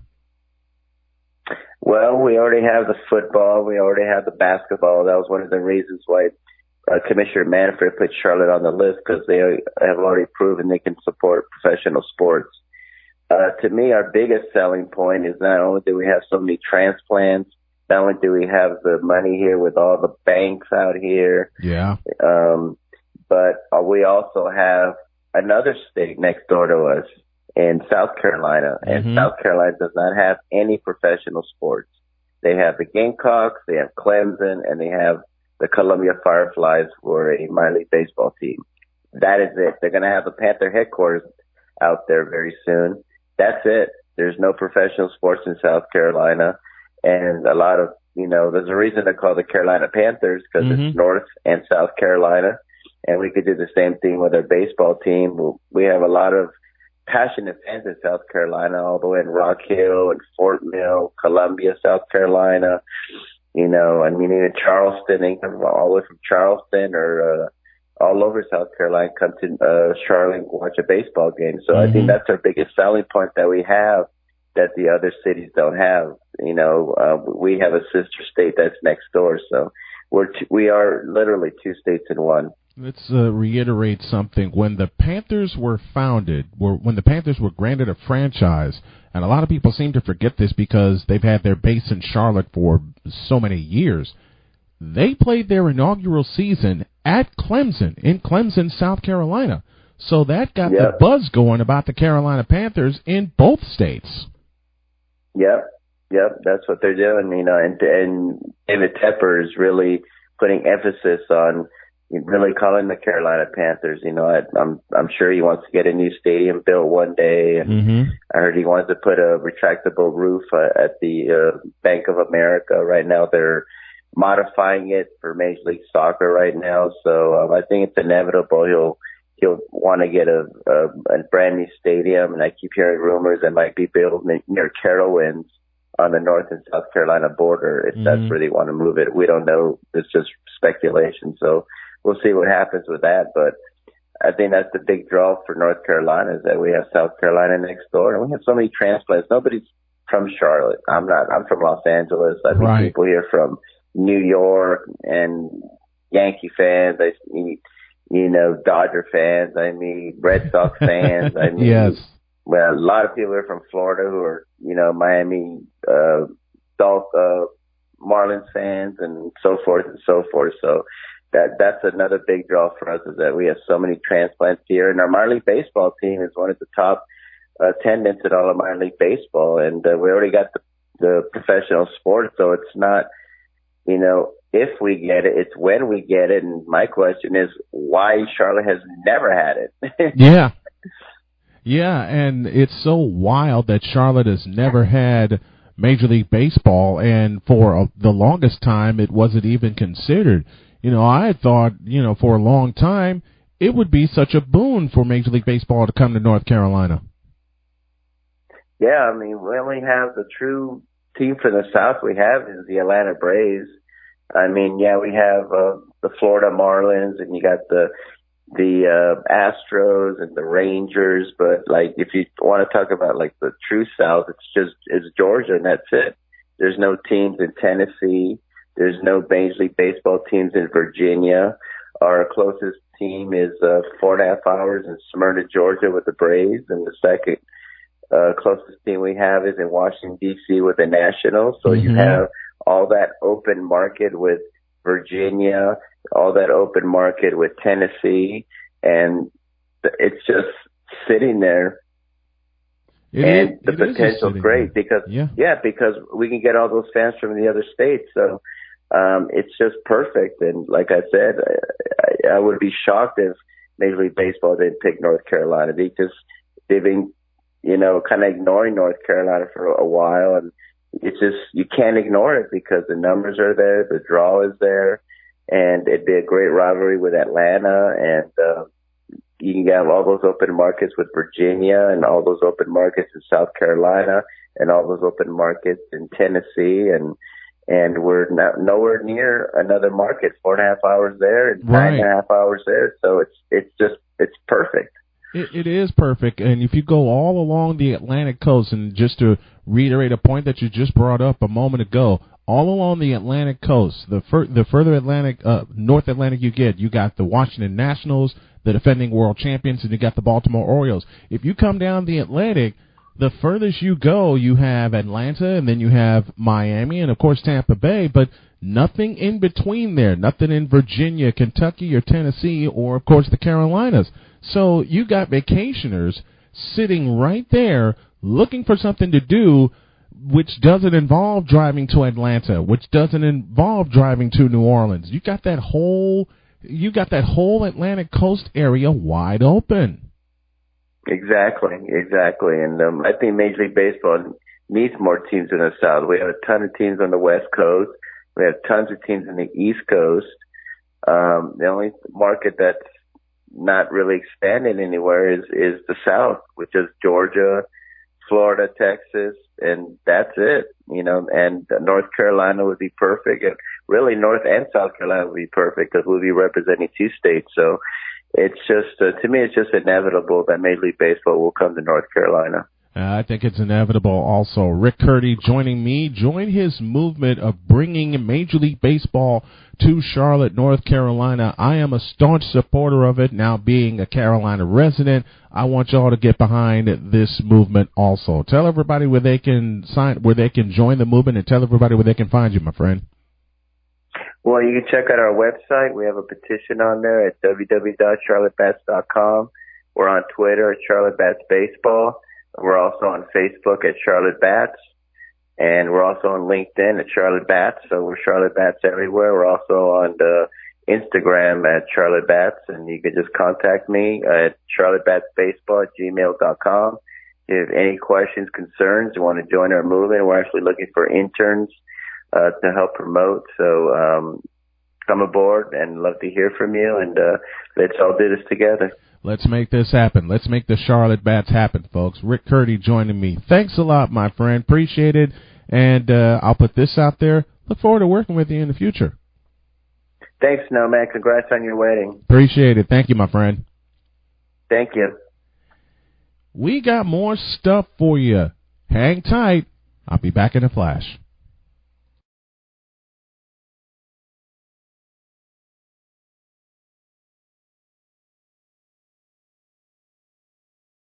This is Snowman in the Morning, Holy on smoke! where true sports talk lives. I like him. He's silly. Welcome back inside of Marquette Catholic High School here in Michigan City. Folks, be ready. Blazer Nation is on the way beginning in August. You'll hear all of the exciting action here at Marquette Catholic, and that's why we're here to promote them. And I mentioned at the top of the show that I may have a surprise. I do have a surprise. This gentleman was drafted by the Detroit Pistons. He was then traded to the Atlanta Hawks, where I first got to see him play, wearing the old number 53. And of course, anyone in Chicago remembers him spending a couple of years with the Chicago Bulls and won 2 championships. And an all-around good guy, nicknamed Good News. He joins me right now. Cliff Livingston sitting here. What's going on? Well, I'm doing great. How you doing, man? I'm doing good, my friend. How you been? How's it been going for you? Oh, I've been doing good. I've been busy as a beaver. I'm coaching up in Rochester, New York, and now I'm home for a minute to get work with the basketball camps and work with the kids here in the neighborhood. But I just been basketball. It doesn't stop, does it? No, it doesn't. I was just in at the summer league up in Las Vegas, and looking at about 500 kids. So because I'm coaching up in Rochester, New York in the PBL, so I'm just trying to work on getting my team together now. Is it different transitioning from a player to a coach? It's a big difference. I mean, playing is one thing. You see things on the floor, but on the sideline, you're watching a lot more things going on. You're watching the guys on the floor. You're watching your plays. You're watching the timing of how the game is going. It's a lot more entailed when you're sitting on the sideline calling the shots. It is different from being a player to being a coach. You've played with both Dominique Wilkins and Michael Jordan, two Hall of Famers, and Isaiah Thomas. What was that like? You didn't know it at the time. What was it like playing with 3 Hall of Famers in your career? What was that like? Well, it's the difference between all of the guys you just mentioned is the work ethic. A lot of people say, I hear a lot of guys talking about, well, I'm going to be, I got to save it for the game. Well, with Michael, it wasn't no saving for the game. He did it in practice. Everything he did was getting ready for the game. His whole mental approach for the game was, I'm going to practice the things I want to do in the game in practice. So when the game time comes around, I can see those situations and be ready for those situations. And then on top of that, when you got your all-star practicing every day with you, you get your continuity and your rhythm. And a lot of people don't understand that in a basketball, it's about rhythm. Whoever can have the best rhythm and sustain the rhythm for the longest usually win the ball games. Talking with Cliff Levingston here inside the afternoon locker room, and you mentioned something that a lot of my friends mentioned to me about Michael's work ethic being absolutely off the charts. And it's so true, and I know it's a message that you want to get to the kids here. Whatever you do in practice, translates into the game. How do you get that message to the kids and get them to understand that that's what it takes? Well, as a coach, I always preach, whoever practice hard is the one who's going to play the most minutes. And I'm a firm believer. You earn all your minutes in practice. If you're just sloughing off in practice, how can I count on you in a game to finish the game for me? If I can't count on you for practice to finish practice for me, I know I can't count on you for the game, and the game is what it's all about. Right. So, I'm a firm believer. You practice hard, you play hard, easy. When I was with the Bulls, when we got into the game time, it wasn't about if we were going to win or lose. It was how much we were going to win by, because in practice we practiced all out, and we kept scoring practice. So if you're keeping score in practice every day, he's got 3 up on me right now. I got to get 1. I got to get back up in the game. Got to make sure I'm in the game. So in the game time, when the game comes, the game is easier because, first of all, in practice, all the guys, your own plays. You know where guys going to be. So if you're pushing each other hard in practice, when you go against the guys in the game, they don't quite know exactly what you're going to do in the game. Exactly. So it becomes easier. Now you can work on other things, your defense. You can work on your rebounding. You can work on your boxing out. You can stay focused on the game a little more. I tell my games, it's a game within the game within the game. Once you understand that, it doesn't seem like, well, what a game within the game within the game. That don't make much sense. Well, there's a game. You got the game, the basketball game. Then you got the game of playing against your man. Then you got a game against the numbers, what you're trying to obtain. So it's the game within the game within the game. It really is. And having those 3 levels, and 3 levels of understanding is very important, especially when it comes to basketball being one of the greatest team sports to play. And I asked you about your experience of playing with MJ and with Dominic and Isaiah, and you mentioned the work ethic being there and having all that in practice and getting the message out to the kids. I know this is a redundant question, but I'm going to ask it, but I want the kids to understand that are tuning in. How important is it to take what you do every day on or off the floor into your lifestyle? Basketball, you can relate basketball to anything in the world, anything you do in life. Whether you're working sales job, whether you're working a job where you have a team working, everybody working on their part. Basketball is the same way. You know, sales is basically going out, being aggressive, and making things happen. Same thing with basketball. You go out, you're playing defense, you're trying to make things happen so you can get the ball back. You have a team project. Well, basketball the same way. In order to get the ball from one end of the floor down to the other end of the floor, sometimes you have to pass it to another player. Mm-hmm. Well, when you're working on team building skills, basically everyone has their projects to do. You do your project, he does his project, she does hers, and we come together, we have a whole finished product. It's just like basketball. Basketball's a quarter. This quarter leads to this quarter. The next quarter leads to the next quarter. The fourth quarter, and at the end of the game, you see who won. So the fourth quarter is the finish. Right, and once you put everything together, then you have a finished project. Same thing with like I said, team building skills. You have to work together. You know, you were talking about Michael and Dominique and Isaiah. The only difference between the three of them were Michael worked the hardest in practice.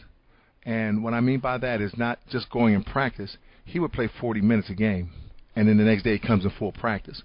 Whereas playing with Dominique and Isaiah, if they play 40 minutes in practice, they're going to sit out the next practice because they don't want to get their bodies tired and everything. But Michael was the epitome of a workhorse. He knew how to work and get the best out of his body.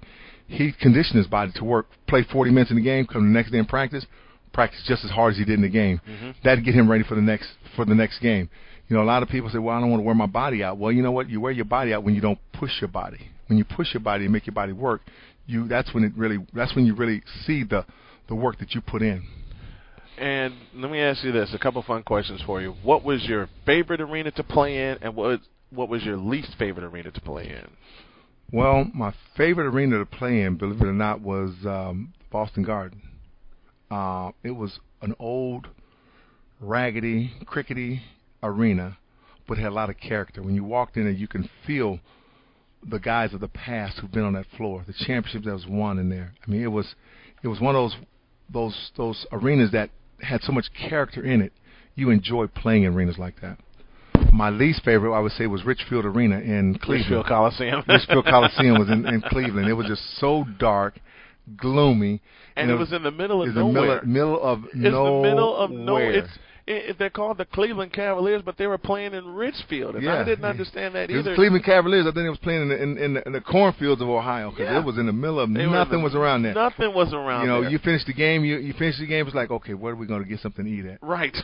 where are we going to go to do anything? So it was those were my two least favorite. It's one of those kind of times, one of those kind of stadiums where like, okay, we need to get out of here. We need to get out of here now, right? Because if something jumps up out of the cornfield, you don't know what's going to. You don't know what's going to happen. And I made a trip to Sacramento one year, and Arco Arena is the same way. situation. But you know what, though? But see, the Arco Arena was a lot of energy in that building. There is. And that's why you like playing at Arco Arena. It was loud.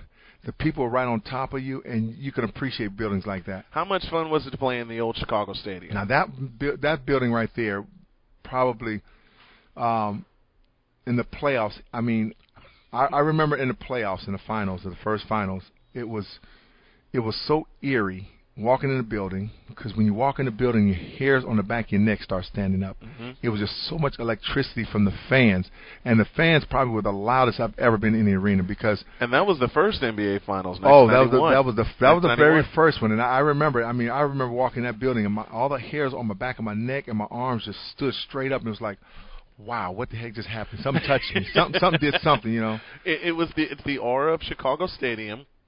And the Bulls making their first trip to the finals. But it was more the fans that really lifted everyone up. I mean, that place was electric. That place was electric. When they did the introductions, even the players, we could not hear ourselves, and we're standing next to each other. Right. Once they said, John Pax, and that was it. You couldn't hear nothing else from that point on. And you wouldn't either. Because it was Michael, and we're standing next to each other. We're trying to figure out, Okay, all right, okay. Oh yeah, we cheer now. All right, let's go to the huddle. Let's go. And the thing is, you won't even hear if you're at the stadium. You won't even hear from North Carolina. No, you don't hear because that it was so loud. The only reason that I would hear it watching on television. Yeah, on television you can hear it. They had the microphone pointed at Ray Clay. Yeah, so it was like I said. Those buildings were just. Those old buildings were so electrifying, and the new buildings are beautiful. They're nice, but they're not aesthetically pleasing. But they're just not. They're just not the same. They're just not the same arenas, and that's a point that I've made to a lot of people. A place that you call home, the Omni, in Atlanta. The Omni was great, but now, like I said, it's just they're massive, and then it's more. The way they're built, they're more built going outwards opposed to up. The old stadiums was up and everything was like right on top of you. When you played at the Omni, and I had a chance to see it, it's like you said, they're built up. The stands were just built up, and it's just like one long mezzanine. Oh my gosh! The Omni held 16,000 people in there, but it felt louder than that. Oh. being in there. Well, when you have, if you think about it, when you have a tighter space, going up opposed to going out, right? Sound is just all over the place there. But when it goes out, it's just going everywhere, and it's a long way to bounce back to come back. Sound waves have a long way to get back to you. And I have to ask this: when you saw MJ with his 35-point first half performance, when you guys were sitting there watching this happen, and you back to an earlier point. You knew what was going to happen because you saw it in practice. Yeah. You saw him put this much effort into practice, but to see it manifest itself 10 times over, in game 1 of the 92 final, what was that like seeing that performance happen in the first half? Well, Michael was one of those rare creatures. I mean, it's like he's seen the game before. He played the game and seen the game before it was even there.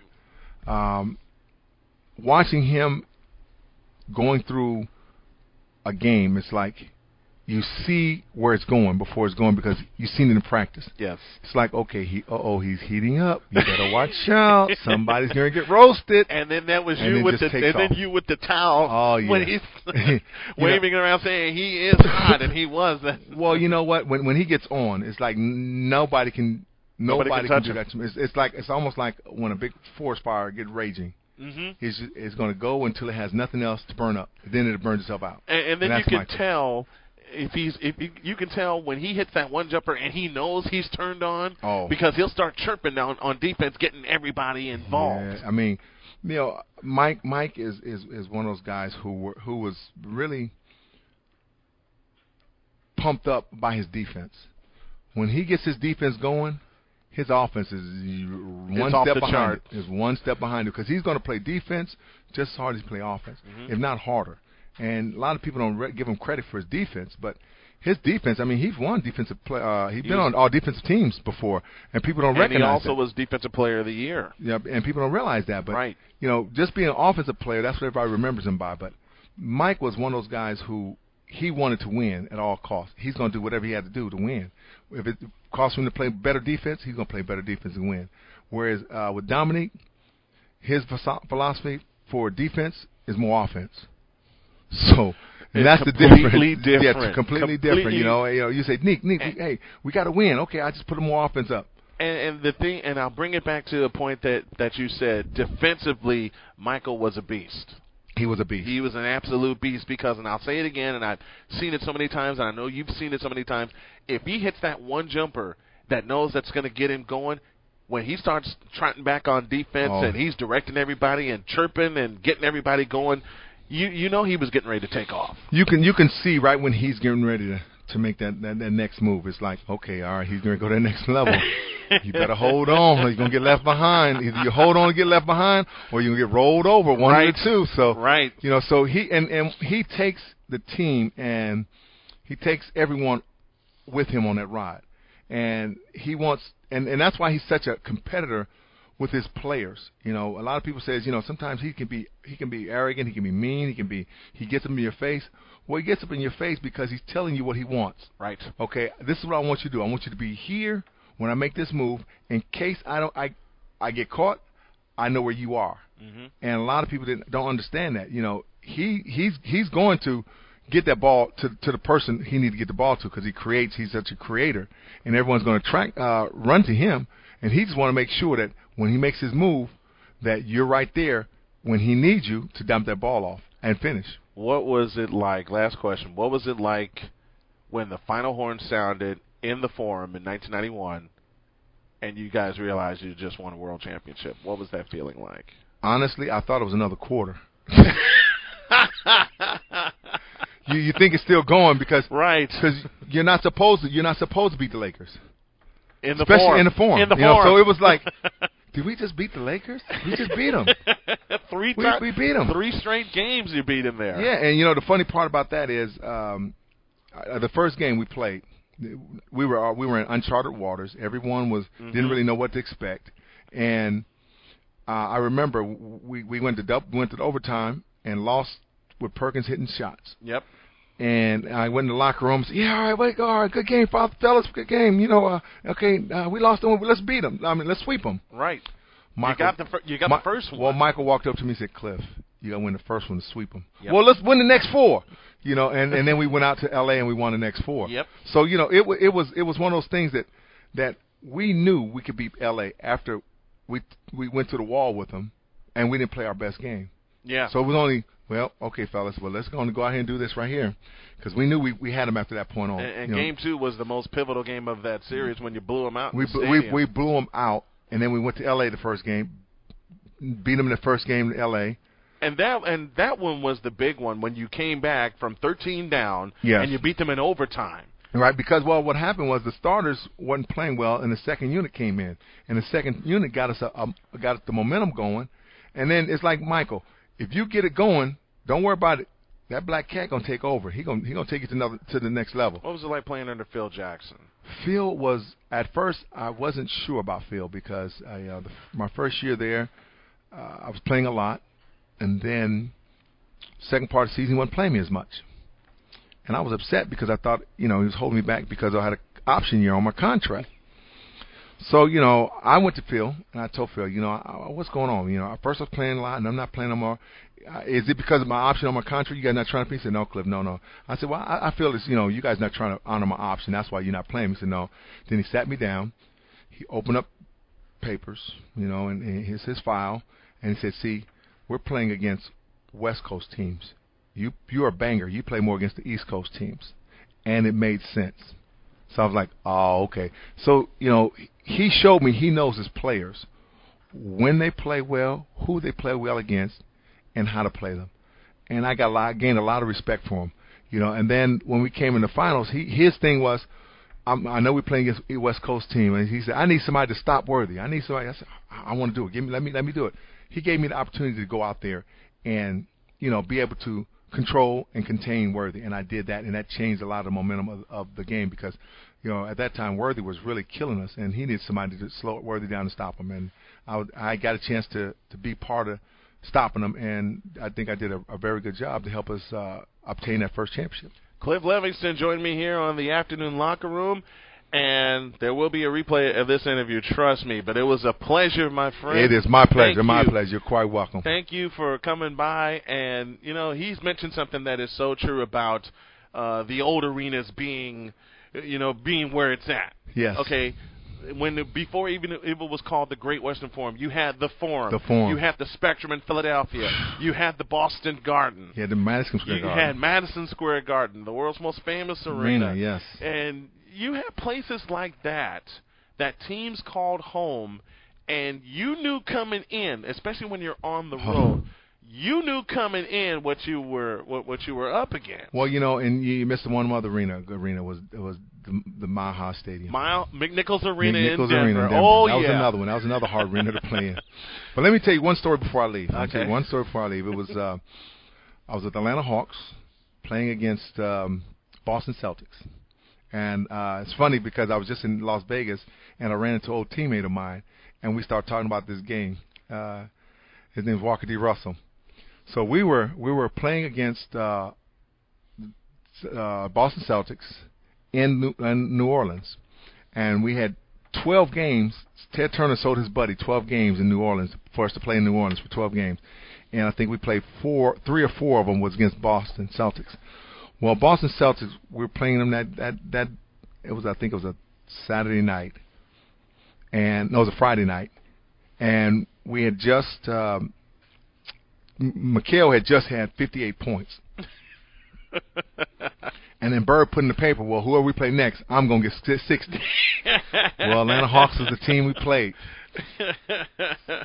I swear, everything Bird touched went in. I mean, he was on fire.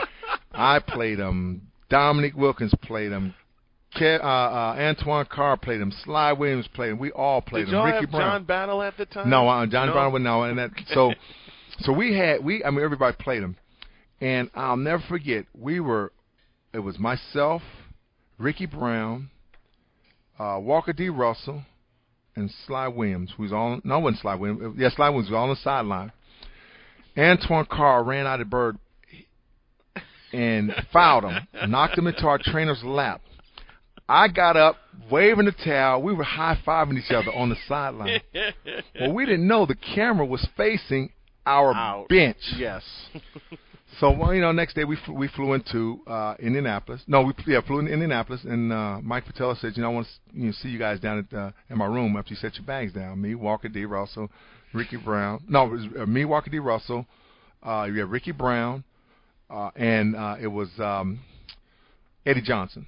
So we went to his room, and we watching the film. We still elbowing each other. We watching the tape. We elbowing each other, laughing. And he said, "This guy is kicking our tail, and you guys over here giving a high five. Look at this, look at this." He running, he going back and forth. He says, "It's gonna cost each one of y'all $500." I thought it was 100, but Walker D said no, it was 500 because he said it hurt him the worst because he wasn't on guaranteed contract, so it hurt him the worst. But I thought it was always $100. I know. I walked out of the room and said, "Man, that was the best $500 seat I had ever had." But I mean, Bird. When I say on fire, I mean I've never seen anybody shoot the ball that well. I mean, everything he touched went in. It was one of those unbelievable games, and to this day, I think I've caught 3 or 4 of Bird's 60-point games. Wow. Yeah. So yeah. Cliff Levingston joining me here. Thank you very much, my friend, for the time. You're welcome. Appreciate it. You're quite welcome. I very well appreciate it. When we come back.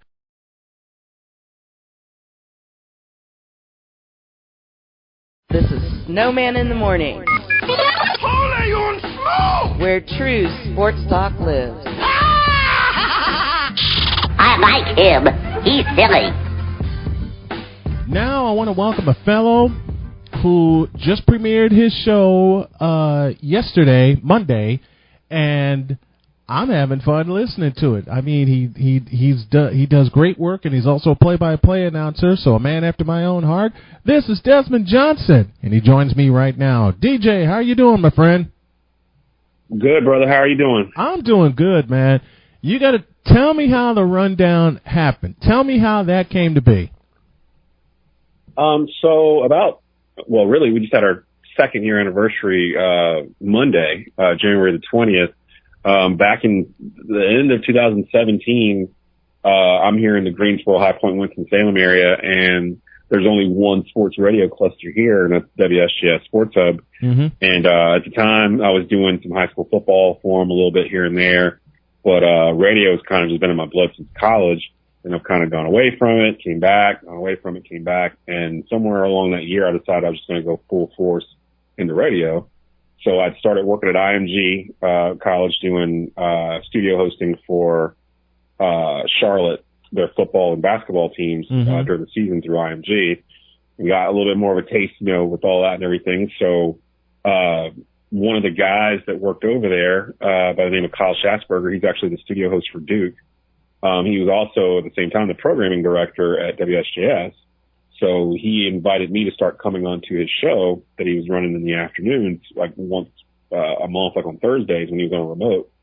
So I was doing that for a little bit. And then towards the end of the year, I'd been pitching an idea to do a show, like a Saturday morning show that would be more of a panel format, kind of like like LeBron James show, The Shop. Yes. That was kind of the general idea that we pitched, where it was like we want to do kind of like a barbershop setting, but it would be scripted and it would be with stuff that had gone on during the week and then getting the listeners ready for what was about to happen after we went off the air on during the weekend. So we pitched that to them, negotiated with them.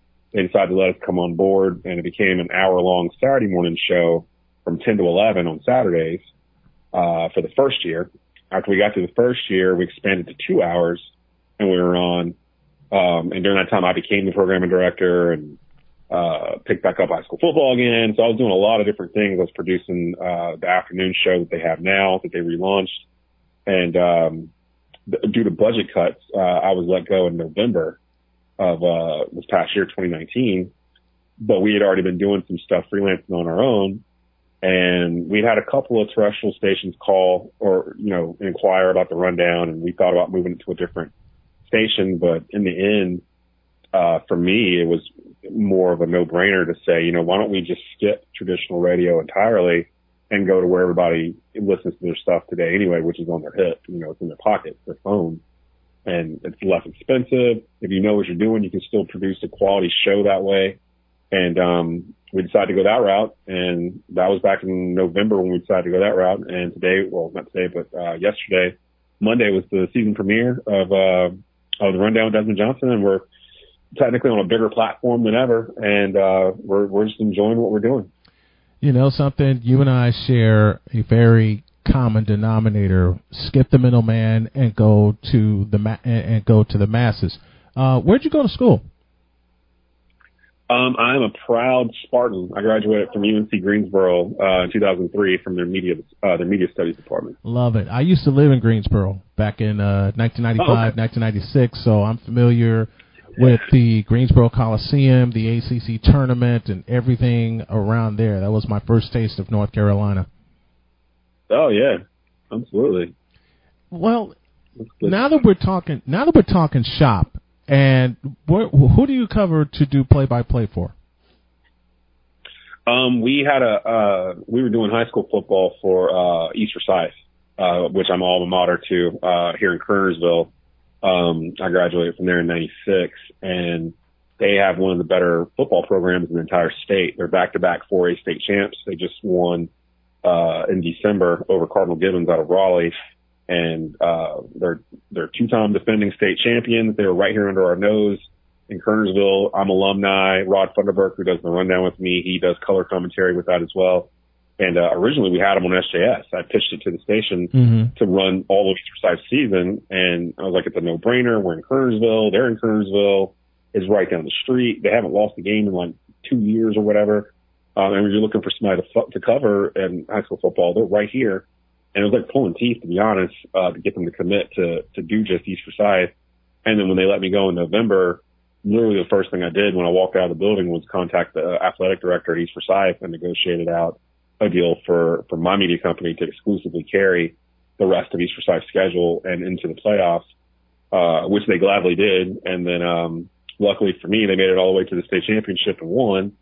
And from that, we kind of brokered a deal where next year, we'll be the exclusive provider for East Forsyth football as they go for 3, in Class 4A in North Carolina. So we're super excited about that too. What's been the biggest challenge for you since you've stepped out on your own? This isn't the first time I've stepped out on my own. I've done some things in the past, like I used to run a digital marketing service back in the day and some other things. But I think the most challenging thing is making sure you're surrounding yourself with the right people. Like I learned a lesson from the last time I did this, that the people I had around me, they weren't aligned with my goals or what I wanted. So when this happened this time and I found myself in a situation where I could kind of choose what I wanted to do, it was really more of a sign of relief, because now it's like, okay, I've been pushing off things I've been wanting to do for the sake of the station. And now I'm not there with them, but they just unknowingly trained me on how to do everything in the station over the past year, from sales to programming to promo, on air. I was doing everything for them. So when I left, I felt more comfortable about options to do things on my own. And so now there's some things I have in the works with netcastsports.com. They're an online provider of like AAU, prep sports, semi-pro things. And we've been working loosely already. So they're on board. They're actually our one of our partners with the Rundown in terms of getting it out social media wise and producing it on that end. And then just making sure I had people around me that had specific roles and knew what they were doing and were good at it, and actually have that this time around. So it makes it more where there's a lot more open opportunities than there would have been if this had happened to me 2 or 3 years ago. Like we just expect to grow and grow through the year. Can I just throw my hat in the ring to be a part of this party? Because I'm having fun doing this show, and it's great meeting you and talking to you. As I said at the top of this hour, the toughest thing for me, the biggest fear factor for me was getting over my fear of doing sales rather. And I'm starting to feel that confidence again. But what I want to do is I told my wife this several hundred times over, and she believes in me every day that I said it and say it every time that I say it. I want to turn this into my full-time paycheck. Not just doing my show, but doing play-by-play. And then I meet you, and you and I start talking, and you start talking about distributing not only this show, but the other shows that I have in the works under Snowman Digital Media, and my eyes light up. Yeah. Yeah, well, I mean, the thing that while I was at WSGS, I started doing this podcast network. I own SportsCarolinaMonthly.com, which is basically a 24-hour regional website that focuses on ACC Big Four, the Hornets, the Panthers, NASCAR, Hurricanes, anything that's Central North Carolina related, prep sports. We handle it there. But over the past year or so, we started doing more and more things audio-wise, like with podcasting and producing podcasts and inviting people on who are already doing podcasts to come onto the network. So there's everything from we were doing a coach's show for the East Forsyth head coach every week. We have a racing podcast that's dedicated to Bowman Gray Stadium out in Winston-Salem, who have a very rabid, devoted fan base of 19,000 people that are sitting there every Saturday during the season. And that podcast did extremely well. Yeah. I have contributors from IMG and from guys that love WWE that do a podcast. And, it turned into something pretty cool. And I realized, well, hell, we can actually do this on a larger scale, which by the spring, we're actually looking at building an online digital sports radio network that would include these podcasts and things like your show, like Snowman in the Morning and stuff like that, where we'd have a full-fledged schedule going on. The sales thing, it's funny you mentioned that because I come from sales. I don't particularly care to do it. I'd rather be producing content. Same here. I agree with that one, man. The key with that I've learned is to find people that can sell. Yes. That you can kind of toss some content their way and they'll go sell it for you. And that's what I've kind of done this time around, was to make sure I had a couple of guys that could actually go sell. And then I still have to go out and do it myself. That's just the nature of being, self-employed. But that's probably the most daunting thing is the sales thing, because that's a relationship you have to build with businesses over time before they'll give you money. And the content has to be good. Like, all that comes hand in hand. It really does. It really does. Desmond Johnson, the man in charge of Sports Carolina Monthly, joining me, and also the host of The Rundown. It's a fantastic show, folks. I encourage you to check it out if you log on to SportsCarolinaMonthly.com. I will be a faithful listener, just like I hope you'll be a faithful listener of Snowman in the Morning, and I can't wait to get this show on Sports Carolina Monthly, and I mean that. Yeah, and for anyone that wants to check out The Rundown, it's live, noon to 1 p.m.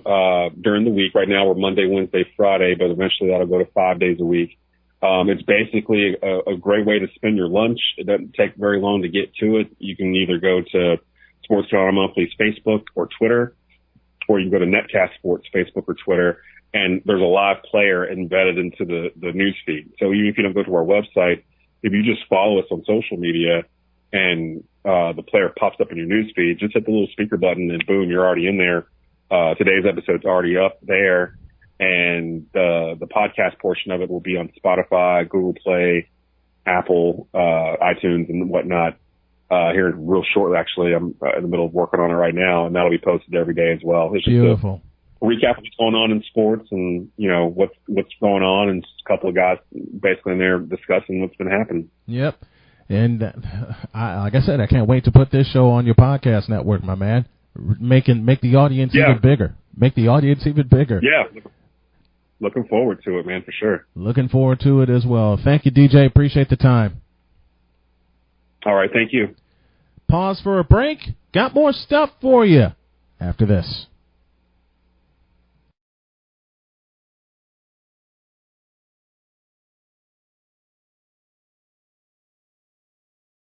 This is Snowman in the Morning, Holy on smoke! where true sports talk lives.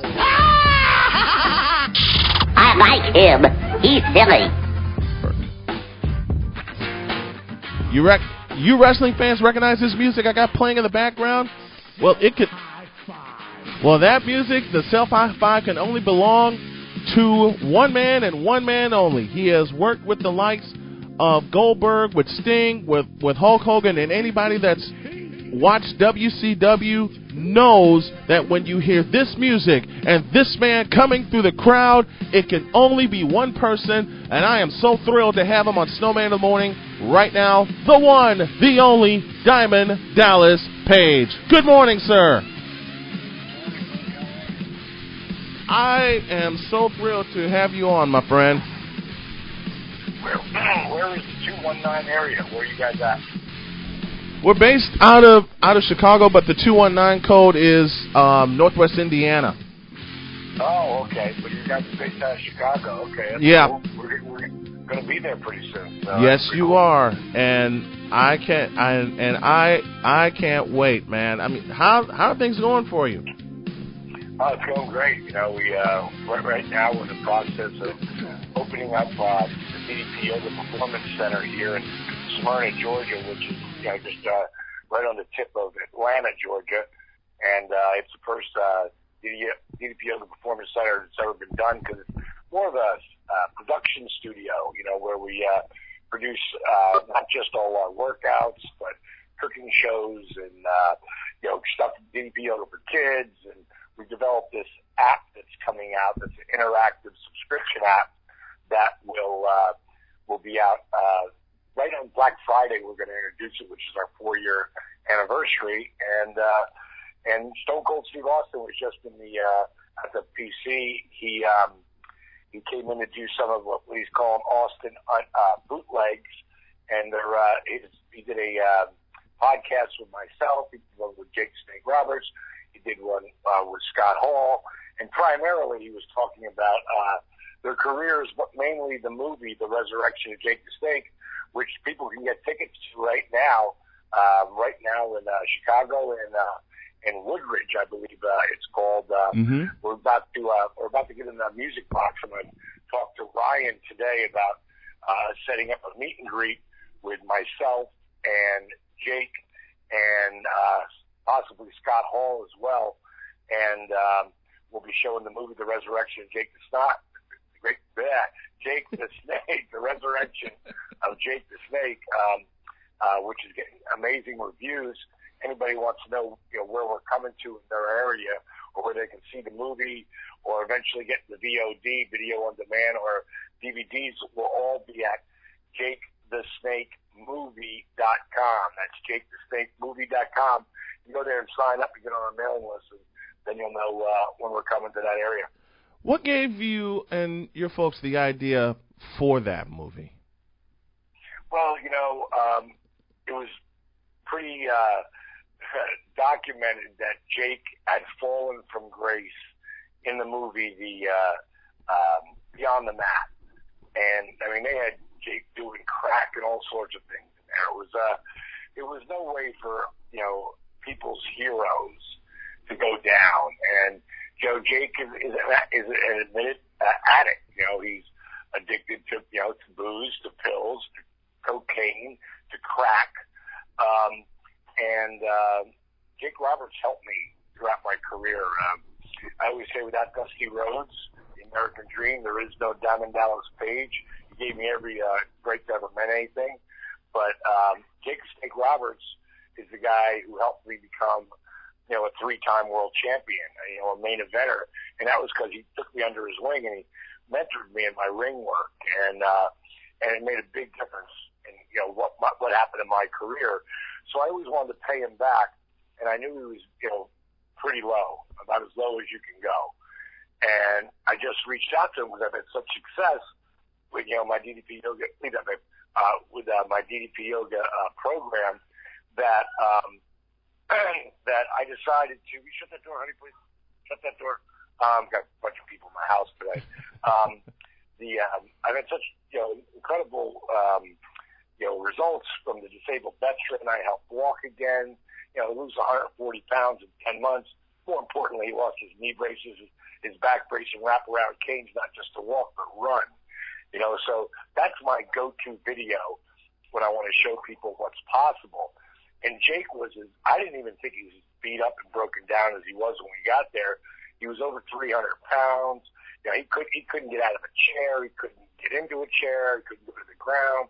He was really, really beat up. And, that's what drugs and, not working out and not taking care of yourself will do as you get older. It's called old age.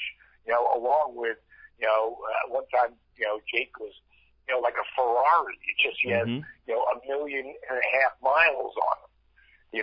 So, long story short, I wanted to show people that what was possible. And I didn't know if anybody would ever even see the resurrection of Jake the Snake, the documentary, because it only works if there's a resurrection. If he doesn't resurrect his, who he was to where he is today, that doesn't mean anything. But he did, and we documented everything, all of the the ups and the downs, that come through this journey in a 93-minute movie is pretty amazing. The one and only Diamond Dallas Page joining me here. He joins us via the U.S. Tire and Auto Hotline, talking the resurrection of Jake the Snake Roberts and other things. And, I am a big fan of yours, my friend. I'm a fan of you and how you performed. Of course, the Diamond Cutter. You gotta talk to me about the match that you had with the Mailman Karl Malone and then against Hulk Hogan and Rodzilla. I never got a chance to watch that one live. I've only seen clips of it, but how much fun was it with that kind of match? Well, it was fun because I was friends with Karl Malone, and people who don't know Karl Malone played for Utah Jazz. You need to know that Karl Malone was the second leading scorer right today. Right. Jabbar is the only man, and Jabbar played till he was 40. Mm-hmm. And another guy who did yoga. Jabbar worked with a friend of mine named Brian Kest, and that's one of the reasons why Jabbar lasted so long. Right. 7-footers don't last that long. Mm-hmm. But ones the ones that do any kind of yoga will have a lot longer shelf life. And I developed DDP yoga for people who wouldn't be caught dead doing yoga, because I was that guy. But back to Karl, he's the second leading scorer of all time in the NBA, and probably had the strongest work ethic maybe ever in the NBA. And I had that work ethic in the WCW in wrestling, and that's why we got together, because we appreciated each other's work ethic. And then I actually came up with the idea when I heard that Rodman was coming back into WCW, for his little thing like he did the year before. Right. And I went over to Bischoff's house and I said, what if it was me and Karl Malone against Rodman and Hogan? And I know that win or lose, they're going to end up on the Tonight Show. Mm-hmm. I was like, what if we shoot the angle on the Tonight Show? And Bischoff was like, that would be a great idea. And he was already talking to NBC quite a bit, mm-hmm. and they wanted to do business with us.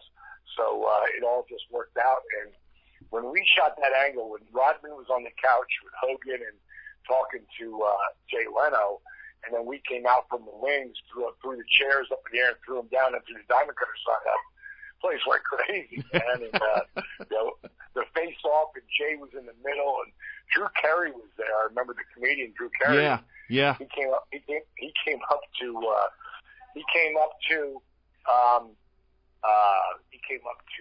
Jay Leno afterwards, and he was like, "Was that real? Was that real? What happened?" Like, he bought it, That is terrific. You mentioned something that I talk about a lot on my show, which is work ethic. One of the reasons, I absolutely love you and Karl Malone and any other athlete or person that has that kind of undying, unbeatable work ethic. And, it just means a lot when you have that going for you every day, when people try to shoot you down verbally or whatever. You just rely on that, and that go-to video that you talked about, I had a chance to watch it, and it's inspired me, just to have that kind of ethic to lean on, when people try to take you down. Wow, me and Steve, Steve Austin's podcast is pretty amazing. He did one with Jake that he just put up on his podcast sleeve right now, Podcast One. And he really talks about it. He was totally blown away by the Performance Center. But when me and him finally sat down to do our podcast, that's really what we talked about. We talked about, people not believing in you. And when I told people, that I was going to get professional wrestling at 31 and as a manager, they just like, what's he smoking? But I made it happen. Yeah. When I finally got to WCW as a manager after 7 months, they said, between the long blonde hair, and the rap, and the diamonds, and the clothes, and the diamond dolls, it's like no one's paying attention to the wrestler. Mm-hmm. So I was too over the top of professional wrestling as a manager, which you would think it's impossible to be too over the top of wrestling. But, they said it wasn't my fault. But they said, what we should have done was put you in a pair of tights and boots and see if you can do this. And sort of laugh, because I was 35 and a half. And I had 7 months left of my contract. And I was like, you know what? I'm going to go back. I never wanted to, when I was a kid, I never wanted to be a manager. I thought they were great, but I never wanted to be a manager. I wanted to be a wrestler. Right. So I got 7 months left of my contract. I'm going to do it. And I told Michael P.S. Hayes, one of the greatest wrestlers of all time, one of the greatest characters. Yeah. He fell down on the floor laughing. Everybody laughed. Like, what's he smoking? He's never going to be able to pull this off. He's never going to be able to learn enough. In enough time, he'll be too old. But they were wrong, and at 40, that was 1996. My career took off like a rocket. And 97 and 98, I was on top of the world. According to Pro Wrestling Illustrated, Stone Cold Steve Austin, one of my closest friends, was rated #1 wrestler in the world, and without question he was. Rated #4 was Diamond Dallas Page, from obscurity, 2-3 years earlier. But, people laughed at it. But at that point, they couldn't laugh anymore because I was one of the top guys in the business. That you were. And then I blew my back out. I actually ruptured my L4 and L5 so badly. It wasn't one bump. It wasn't Kevin Nash's power slam, which is the reason I crawled over and tagged out. I was in a tag team match with Canyon. But it wasn't that bump. It was all the bumps, all the travel, all the stress. And my body finally said, okay, uncle. And then, boom, my back blew out. And I had 3 top back specialists tell me, spine specialists tell me, you're never going to wrestle again. So I went to another one. They all kept saying the same thing, like, you're done. And I just signed a multi-million-dollar 3-year deal. Mm-hmm. And like I told you earlier, I'm a guy who wouldn't be caught dead doing yoga. Right. But at that point, I would try anything. And I'm so glad that I was married to Kimberly at the time, and I was so glad that she, taunted me enough to bully me and try it. And in 3 weeks, I couldn't handle all the humming and the chanting and the reach your arms to the heavens so the universe smiles back at you. I just couldn't handle any of that stuff. It's just not me. But I found a power yoga tape that had the least amount of that. And I started doing it, and I couldn't do any of the moves, so I had to figure out all the modifications and stuff. Mm-hmm. And long story short, I started to put it together, and in 3 weeks, 3 weeks, I started to feel a significant difference in my flexibility and my core strength Now I'm doing rehab because I've rehabbed both shoulder surgeries, both knee surgeries. Right. So I know a lot about rehab. So I know a lot about breaking up scar tissue, which alleviates pain and also creates flexibility, which creates youth. So what I did is I started to mix the rehab techniques with the yoga positions, and I threw an old school calisthenics, push-ups, squats, crunches, but I did them with a slow burn movement, meaning like a 3 count or a 5 count or a 10 count instead of just going up and down. And what I figured out completely by accident, Snowman, completely by accident, every time you flex or engage a muscle, your heart's got to beat faster to get the blood to the muscle. Sort of like you lay down, your heart rate's slowest ever. You sit up, it goes up. Stand up, it goes up. Walk, jog, run, up, up, up. Yep. I figured out by accident how to do that with DDP yoga. And in less than 3 months, I was back in the ring. At 42, they said my career's over. At 43, I was the heavyweight champ of the world.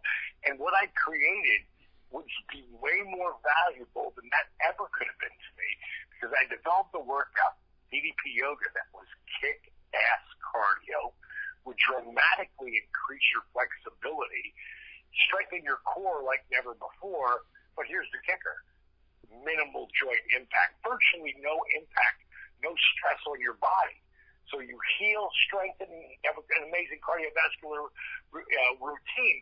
And that's why that disabled veteran who couldn't walk without the aid of the knee braces, the back brace, and the cane, that's how he could start to lose the weight because of the dynamic resistance. And that's why that cat lost 140 pounds in 10 months. More importantly, lost the knee braces, back brace, and canes, and not just walked but ran. That's my workout. And that's what I got Jake on. That's what I got Scott on.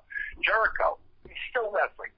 4 years ago, they said his career was over. Mm-hmm. He saw the video of the disabled vet. When he saw it, he called me and he said, D, whatever you send me, I will do. He couldn't even sing, because he couldn't get the high notes. He likes to run around the stage. He couldn't do anything. Mm-hmm. So he was completely, here's a guy who's lived the dream, not just in wrestling, but as a rock and roll singer. Man. Right. I mean, he's got 6 albums out. Here's a guy who lived both dreams, and both dreams were going to be taken away in one swoop. And when I helped him, and in 5 weeks, he was 85% pain-free. It was never a weight loss thing for Jericho. He was in great shape. But he, in 5 weeks, he was 85% pain-free. In 3 months, he was 100% pain-free and headlined WrestleMania with CM Punk. So it really gave super validity, to DDP yoga. And then he went to just doing DDP yoga, period. And he took off 6 months from wrestling and toured with Bobby. And then he showed up out of nowhere 2 years ago at the Royal Rumble. Mm-hmm. And he was number 2 in. And he lasted for 48 minutes and 38 seconds. Yes. 48 minutes, right. And only does DDP yoga and not wrestling.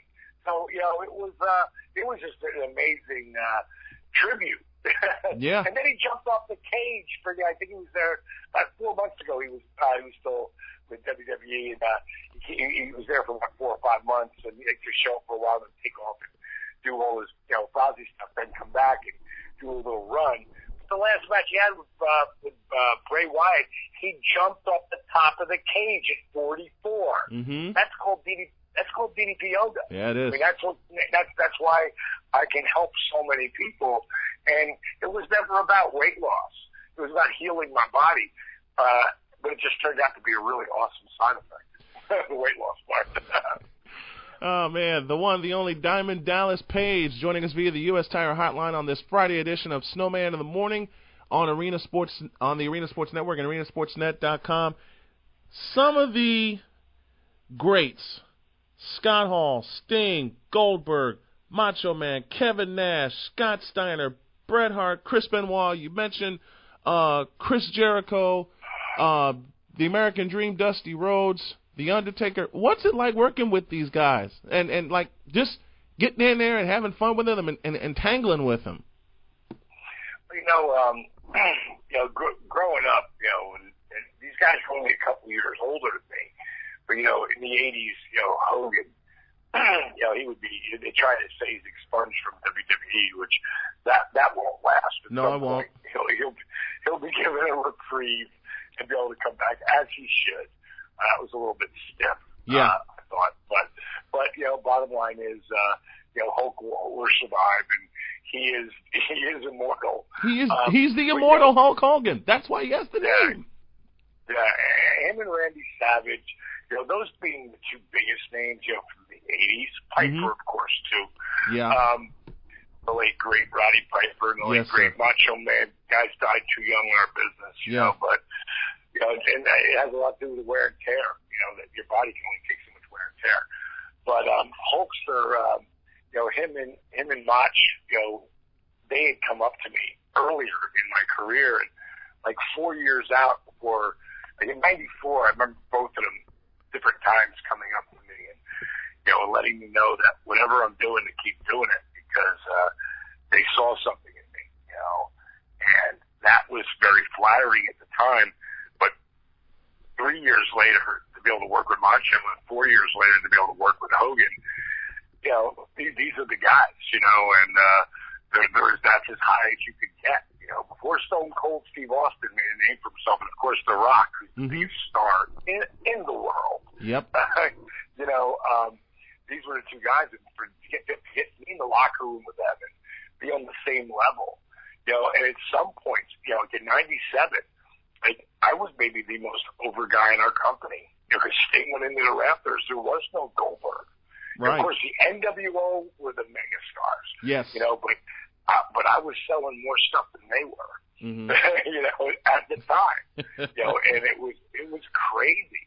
Ric Flair being able to be, Ric Flair, me and him have had our ups and downs over the years, but we're in a really good spot right now. And I got a lot of, Ric Flair, it's Ric Flair. I mean, right. You don't get any better. You don't get any better than that. Between him and Michaels, Mike go down as between the two of them who would go down as the greatest ever because they can do everything. Agreed. If Steve Austin had, a longer run, mm-hmm. he didn't get dropped on his head. Yeah. He might be the guy. Who could do it all from work to talk to, you get the TV. You don't know, having someone in the palm of their hand, in his interviews and everything, and he'll make you laugh, cry, scream, yell. But to be in that same level from the guy that came up from being a manager and a color commentator to becoming a wrestler at 35 and then to be on the same level of those guys 5 years later, it was an amazing accomplishment, and today, about 5 years ago, I was doing an interview with a guy named Brian Alvarez. And it always stuck with me because at one point he said to me, he said, so where do you see Diamond Dallas Page 5 years from now? And this is about maybe 5.5 years ago. And I said to him, Brian, I honestly believe that DDPO is going to dwarf my wrestling career. He's like, what? Because no one really knew about it. Right. But I knew some of the people that I was helping. I had a man walk up to me. We were at the Slam Dance Film Festival with the resurrection of Jake the Snake, and which, by the way, Slam Dance is one of the top independent film festivals for independent films, and we didn't win the film festival, but we really did because Slam Dance, this whole tour that we're doing theatrically around the country, Dallas, New York, LA, Chicago, Atlanta, this whole tour is Slam Dance Presents. This is the first film they've ever gone out with, and it's pretty cool to be in this whole thing. Mm-hmm. But God, what was I talking about before I said Slam Dance? What was it? My ADD said in there. I can't remember now. Where was I? There's someone going, oh no, you were right at that point. You changed direction. Right. And Snowman, you're not listening to me.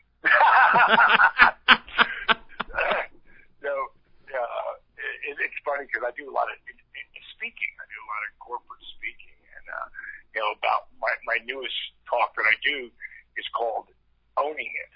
Like owning it. Like I don't care what it is. I really break it down, and I tell people about my history. Like I grew up with ADD and dyslexia. I was reading at a third grade level, age of 30. And that's when I started to teach myself how to read. And again, it goes back to that work ethic thing, I never understood what ADD and dyslexia was. I just thought I had trouble with this reading thing, and it never made sense to me. And then I started to really try to tackle it. You got to face your fears, and I talk about that.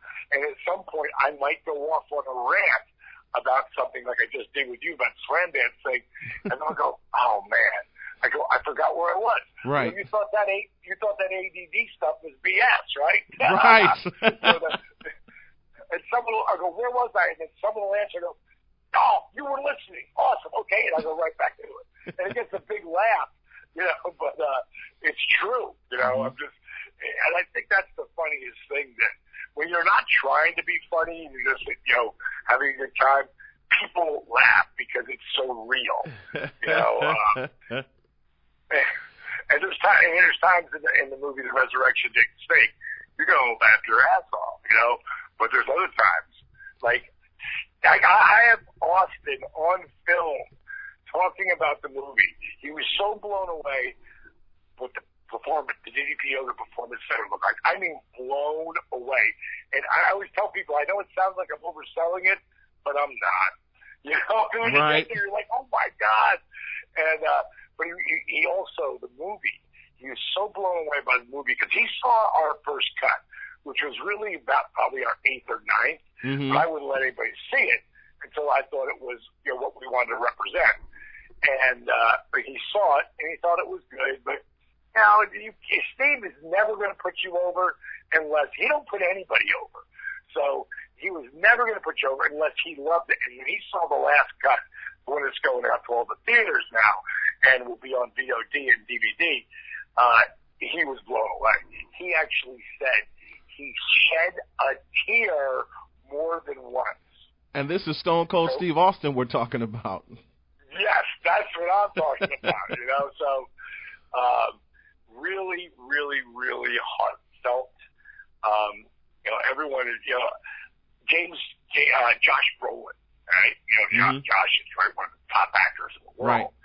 And we have a friend of ours named Chris Bell. He's one of our executive producers along with myself on this film. And he had actually given the film over to Josh because we wanted to maybe get him to come over and do our Q&A, because we get like Chael Sonnen, one of the greatest UFC fighters, that I think is one of the greatest characters ever in in MMA. He did our Q&A in Portland, Oregon, when we were there last week. A couple months ago, we did one in LA, and Joey Manganiello, the guy from True Blood. He was also in Magic Mike. He's marrying that gorgeous Latino chick, Sophia, whatever. Right.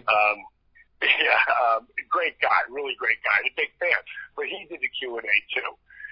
So what we were hoping that maybe Josh would consider doing it, because we're all big fans of his. And he sent Chris this text, which was so strong, man. He said that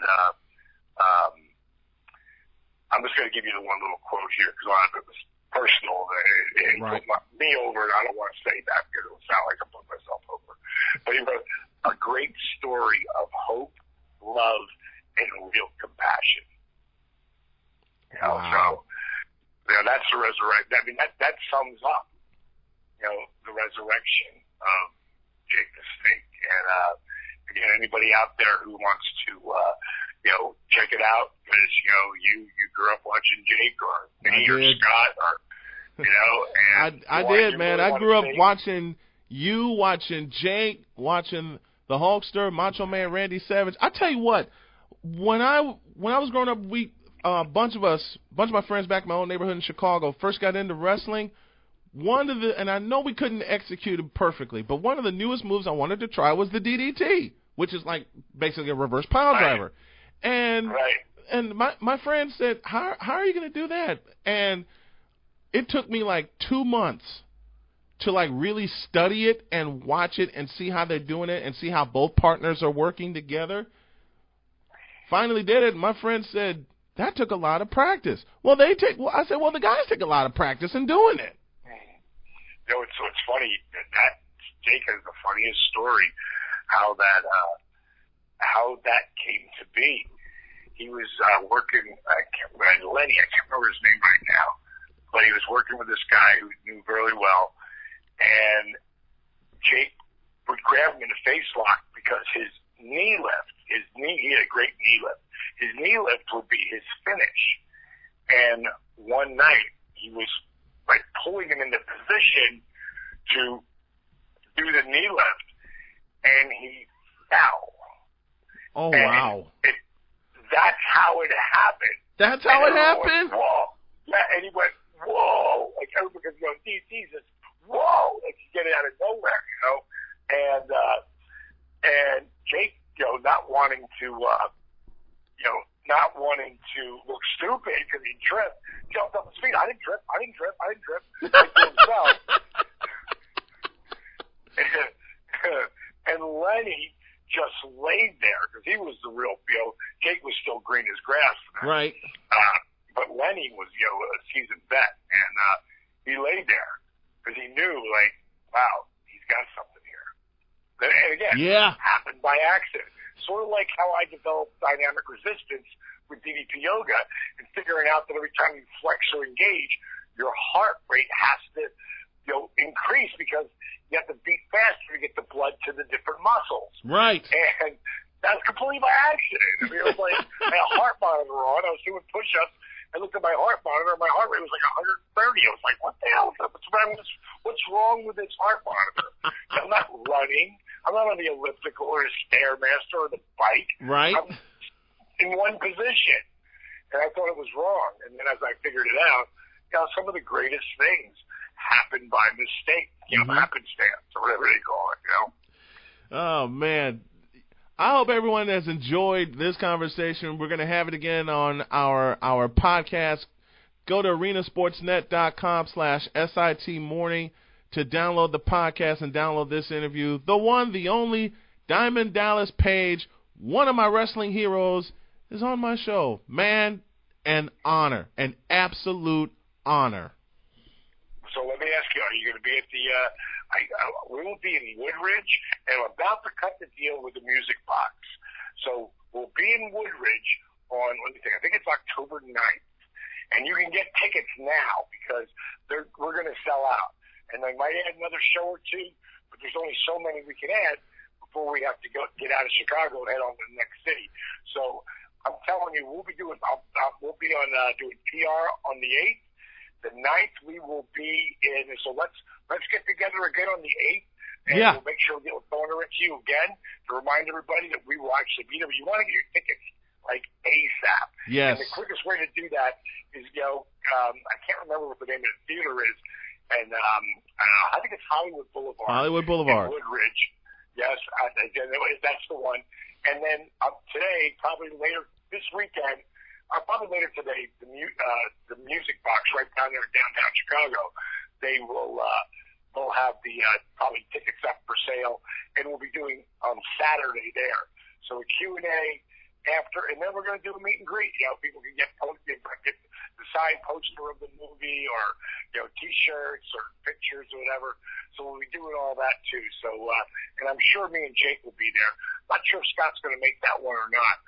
He might be. But that'll be October 9th and most likely October 10th. It will be in Chi-Town, and that would be a great place for people to come out and see the movie. And I think they're both keeping it in the theater for a week as well. So if you can't make it, you know, to catch the Q&As with us, then you can still go in and see the theater. Or, you know, all the information is at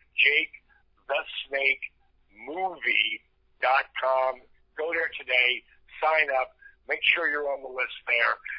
so you can find out when the VOD's coming out, the DVD. And if you want to check into DDP Yoga, that's a no-brainer, ddpyoga.com. I'm definitely going to get into DDP Yoga. If I don't make it on the 9th, it's probably because I have a football call, because I think that's a Friday night. But put me down for the 10th.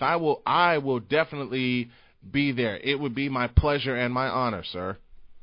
Well, again, talk to my PR girl, and we'll make that happen. We'll get together so we can do something on the 9th or the 8th, maybe the 8th or something. Okay. Coming into that, do a little PR going into that. All right, bro? All right. Thanks, my friend. I appreciate the time. Diamond Dallas Page joining me on Snowman in the Morning. Thank you very much, my friend.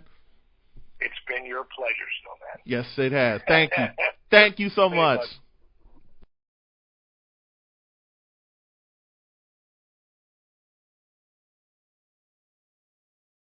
This is Snowman in the Morning. I did not need to be told that. Where true sports talk lives. Excellent. Can't wait. He's back, and we're ready to talk all things NBA All-Star Game. William Morgan, one of my basketball aficionados, is back. How are you, my friend? Hey, nice to be back, man. Okay.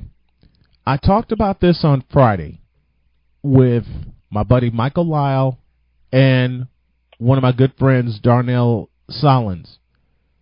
Who the hell came up with these rules for this year's All-Star Game?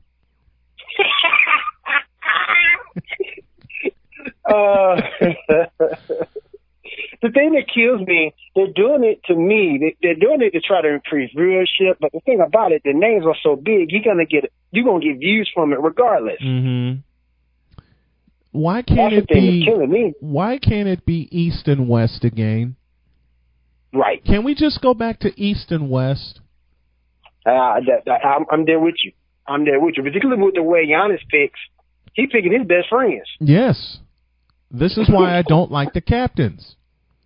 This is exactly why I don't like the captains. Because remember, the first year it was LeBron and Steph. And to be perfectly honest, Steph got screwed out of a couple of great players to be on his team. He did. Steph got screwed, okay? He did. So why can't it be just East and West? I guess the East got... How to show up with Coca-Cola Energy. You're tired and you're thinking of canceling on your friends.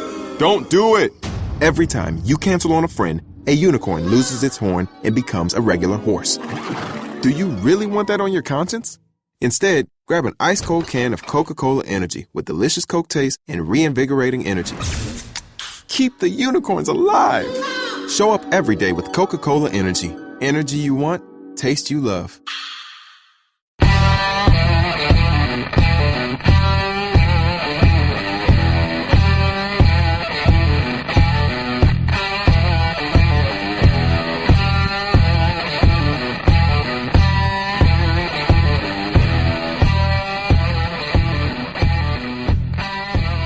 What is up, people? Welcome back. You got us again this week. Another edition of The Breakdown here on the Loudmouth MMA Podcast Network. I'm your co-host, Max Friedman, trademark MMA.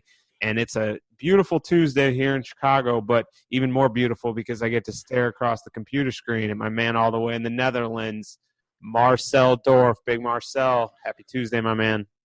Happy Tuesday, Max. Don't sound too excited over there. Marcel, I got a quick funny story for you. So this morning, I'm a software product manager, and I oh, sorry. Just go. So Marcel just cracked himself up at a joke at him cutting off my story. Nonetheless, just go on. I get on a training for how to manage teams better. So they asked me to participate in this training. It's just like protocol. So I get on there. It's a webinar. It's all people, through dialed in virtually. And the moderator starts, and they're like, okay, no introductions. First activity, design a new tube of toothpaste and why you chose this way. Go. So I'm like, okay, maybe there's a point to this. So they give us a few minutes. We come up with some ideas. And then the person's like, okay, so why did you do that? And then the first volunteer is like, okay, here are my ideas, but how does this relate to managing teams? And the moderator goes, oh, wait, this isn't the natural oral care group? And we're like, no, this is supposed to be the training for managing teams. And they're like, oh, I screwed up big time. I read the wrong prompt. I'm sorry. That's actually awful. That sucks. So I designed some ideas for new toothpaste if you're interested later. Amazing. Yeah, show me. Nonetheless, nothing to do with MMA, so apologies to our fans because they know why we're here. But we are here this week to break down the UFC Fight Night 167 in Rio Rancho. But before that, obviously, a big night of fights this past Saturday at UFC 247. Big Marcel, I'm going to give you the floor first. Initial thoughts on the event. I know there's quite a bit of controversy, quite a few talking points, if you will. Don't want to dive too deep, but just want to hear your overall thoughts on the event. I thought the event overall was good, if it's fighting-wise. I mean, it was an eventful event, right? And there were some good fights on it. Some questionable scorecards, to say the least. I think in most fights, the right guy won, but there was some controversy, I think, in some fights, which I can see. Yeah, we can go back and forth about this. I mean, the usual 30-27 scorecard was ridiculous. I thought it was 29-28, but could have gone either way, in my opinion. I wasn't 100% sure, but Martinez won. I thought it was close. Definitely, it was dependent on who you scored the second round, I think. The Giles against Krause won, yeah. Also a 50-50 one, I think. Then we got the Lewis against Latifi one. Same old. Murphy against Lee, same. And Reyes against Jones, which has the most controversy around it because it was the biggest fight. So most people are talking about it. Listen, I had 3 rounds for Jones and 2 for Reyes, but I can definitely see if you have 3 rounds for Reyes and 2 for Jones. Yeah, so there wasn't a robbery in that one, I think. Yeah, I agree with everything you said. I think the right person won in all the fights. Andre Ewell, Jonathan Martinez, you could have called it either way. That's the one I felt least about. But I'm with you. I thought John Jones won 3 rounds, and even if you do score it in favor of the challenger, Dom Reyes, I mean, to me, it's that age-old thing. You have to convincingly beat the champion in order to become the champion, you know? Go off the scorecard, whatever you want to do. I don't want to dwell too much on it, but I think the rightful man walked out UFC light heavyweight champion. Looking at the event, Big Marcel, underdogs went 7-5. And you know what that meant? That meant you and I did horrendous. It was a nice 4-8 night for me, a nice 5-7 night for you. So you're the lesser of two evils, I guess. Did pick up an underdog pick with Dan Ige. Nice job. Another very close fight. I think could have gone to Bektik in some eyes, but once again, a very close night of controversial decisions. That was probably the least controversial out of all of those. Props to James Krause for taking that fight on 24 hours notice up a weight class and giving such a valiant effort. He's rightfully getting the praise that he deserves on social media and across the MMA world. Also hit on our lock picks, having both picked one of the champions defending their title. The standings for the year now, 20-15 for my man Big Marcel with 2 bonuses, 3 underdogs, and his 2 of 3 on his lock picks. I'm at 16-19. Woof, got to get out of the red. 1 bonus, 2 underdogs, and 2 out of 3 on my lock picks. So time to chop that small tree, that lead that you have headed into the 4th event of the year. I gotta say, for the record, we both picked James Krause after the fight got announced that he was fighting Trevin Giles. True, and he was by default my underdog pick because he was the only underdog I picked for the whole evening. So yeah, missed on my underdog pick there. But we look ahead this weekend. Another fight card that's kind of flying under the radar a little bit. UFC Fight Night 167 coming at you February 15th from the Santa Ana Star Center in Rio Rancho, New Mexico. Big Marcel and I were chatting offline prior. This is a card where the prelims actually might outshine the main card in this one. We'll see how it plays out. But before we break down the fights, want to let everyone know to please subscribe and follow the Loudmouth MMA Podcast Network wherever you get your podcasts. Have a great set of shows and programs that you can get Just subscribe, and you'll get them all directly delivered to you. The Not Safe for Work MMA show. Just turn the filter off. Let the F-bombs fly. MMA yesterday, looking at events of years past. The UFC recap show. Bellator recap show. Early stoppage. All angles. Off the cuff. The Kyle Steele show. And, of course, Between the Links, hosted by Mike Heck with the panelists Davidson Baker, Craig Allen, Keith Schillen. Always a fun listen. Oh, and the judge, John Franklin. Forgot he has an official title on that show, too. Kristen King from, I don't know what outlet she's in with these days. No longer with Fansided, but maybe My MMA News or something. Yeah, she was on the panel this week, so always a fun listen. Be sure to check out all the great content. Big Marcel. John Franklin was missed on the last episode of Between the Links because there was a huge robbery in the win. I only want to say that. I don't want to give away who won or who. There was a bad robbery. I think the guy, he pretty much felt like Max Griffin was in Fortaleza again for some reason. Yeah. Or that you saw. Yeah. Or could even have felt like Julian Paiva in Australia when he took on Guy Car France. How about that transition, Big Marcel? Crazy, man. But I didn't thought that was a robbery, but that was a very controversial decision. So that's why I didn't take that one. But did you saw Between the Links? Not yet. Okay, I did. So you already. I pretty much gave it away to you, I think. But well, I can already figure out who's getting robbed by the tone in your voice. But hey, maybe not all our listeners listen to Between the Links, so go ahead and check that out. Find out who gets robbed. Share your thoughts with Big Marcel on Twitter after. All right, no more messing around. We kick things off UFC Rio Rancho prelims in the flyweight division with Mark De La Rosa taking on Julian Paiva, as you saw with my sad attempt at a transition earlier. De La Rosa is number 13 in the rankings. Paiva is 14. De La Rosa, the plus 175 underdog. Julian Paiva, the minus 210 favorite. And I think I can speak for both of us here, Big Marcel. We were thrilled to see Julian Paiva get another UFC opportunity. I mean, the guy's 18-3, but 0-2 in the UFC does not really do it justice. The really controversial loss to Kai Kara France, and then his last fight stopped via a cut against Rogerio Bontorin, and that was a back-and-forth battle before it was stopped. Only 24. Guy seems to have a bright future despite that 0-2 UFC record. Mark De La Rosa, 11-3. He's 25. He's lost back-to-back fights heading into this one to Alex Perez and Kai Kara France. Now sits at 2-3 in the UFC. Big Marcel, flyweights kicking things off here. What's going to happen? Thanks to you, I have a song in my hat now. What's you want to know which one? Yeah, you said, okay, let's quit mess around. Let's quit. All right, let's quit mess around. You say so. All right. My baby don't mess around. I have that song in my mind. Now, thank you so much. Let's go with the breakdown further. Mark De La Rosa, he fought at bantamweight and at flyweight for the UFC.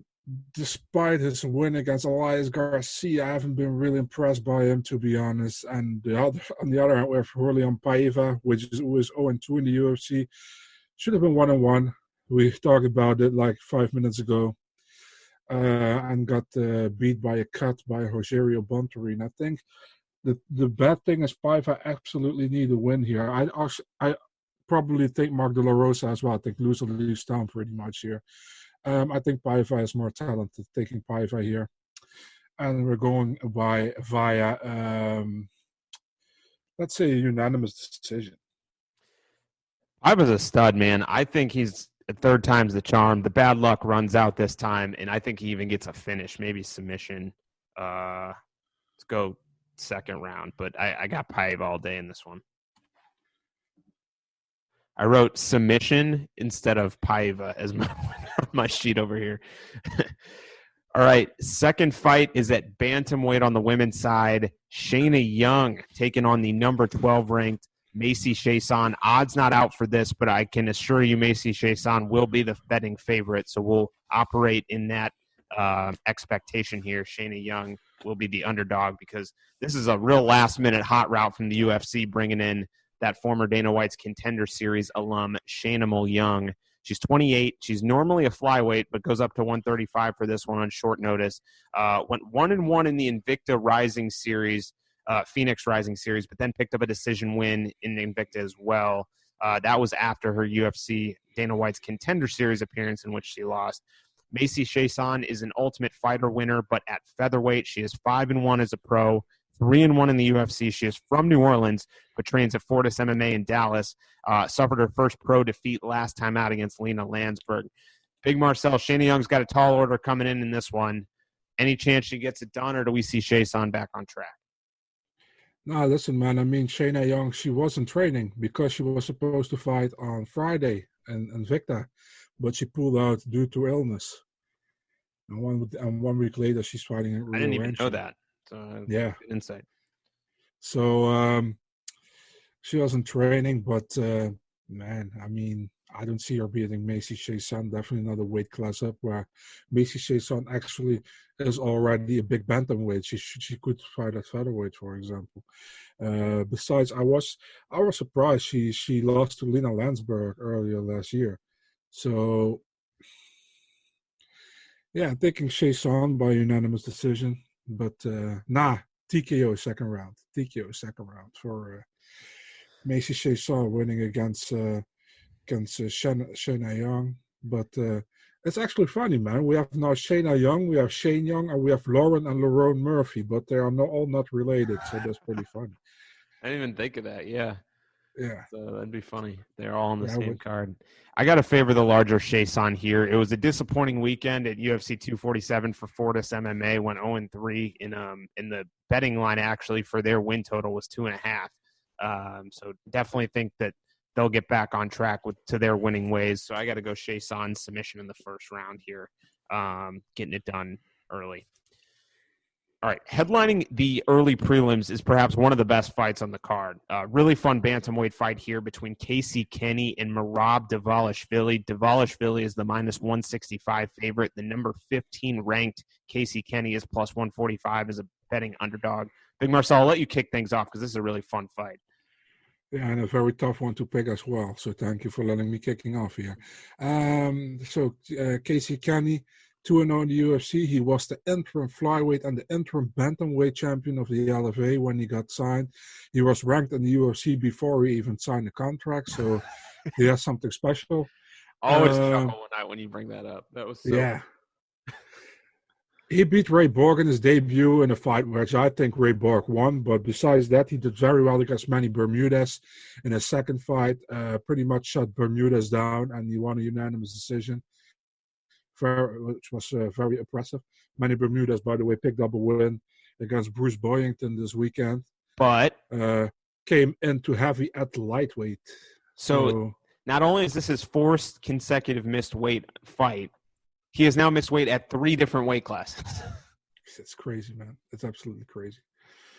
So, Casey Kenny, he fought Merab Dvalishvili, who was 2-2 in the UFC, and in my opinion is 4-0 in the UFC. Very. He has cardio for days. You know, he's a funny guy to watch. He's good on the ground. Very skilled. 2 wins in his last 2 fights against Tyrion Ware and against Brett Katona. The Brett Katona win was pretty impressive, I think. But that was a dominant win too. Yeah, Katona got cut yesterday, which is complete. Have you confirmed that? Because I saw Aaron Bronstetter confirmed it. Confirmed with Katona? Okay. Yeah. I saw the list of the removals from the website and then the list of confirmed, and there were still a few missing, so he was one of them. Yeah. I think it's an awful cut, by the way, but yeah, what can you do, right? Merab, 2-2, my opinion, 4-0. Difficult, man. I always have the feeling I underestimate Casey Kenny, but man, I'm not going against Merab in this one, man. I'm taking Merab by a decision.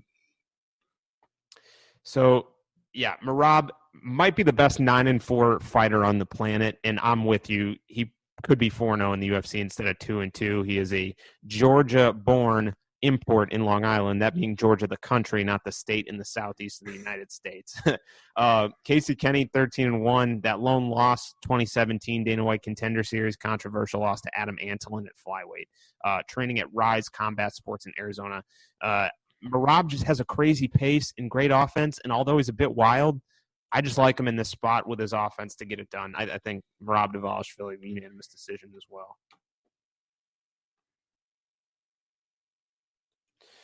All right, we move along to the televised prelims portion of the fight card. And speaking of Ray Borg, he is set to kick things off on the televised prelims. Ray Borg at a minus 145 favorite against the number 7 ranked flyweight Rogerio Bontorin is the plus 125 underdog. Another great matchup here.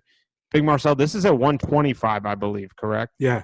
Yeah, so Borg back down to 125. He is a New Mexico native, so he gets the slot here in front of his home state. He's 12-4 as a pro, 6-4 in the UFC.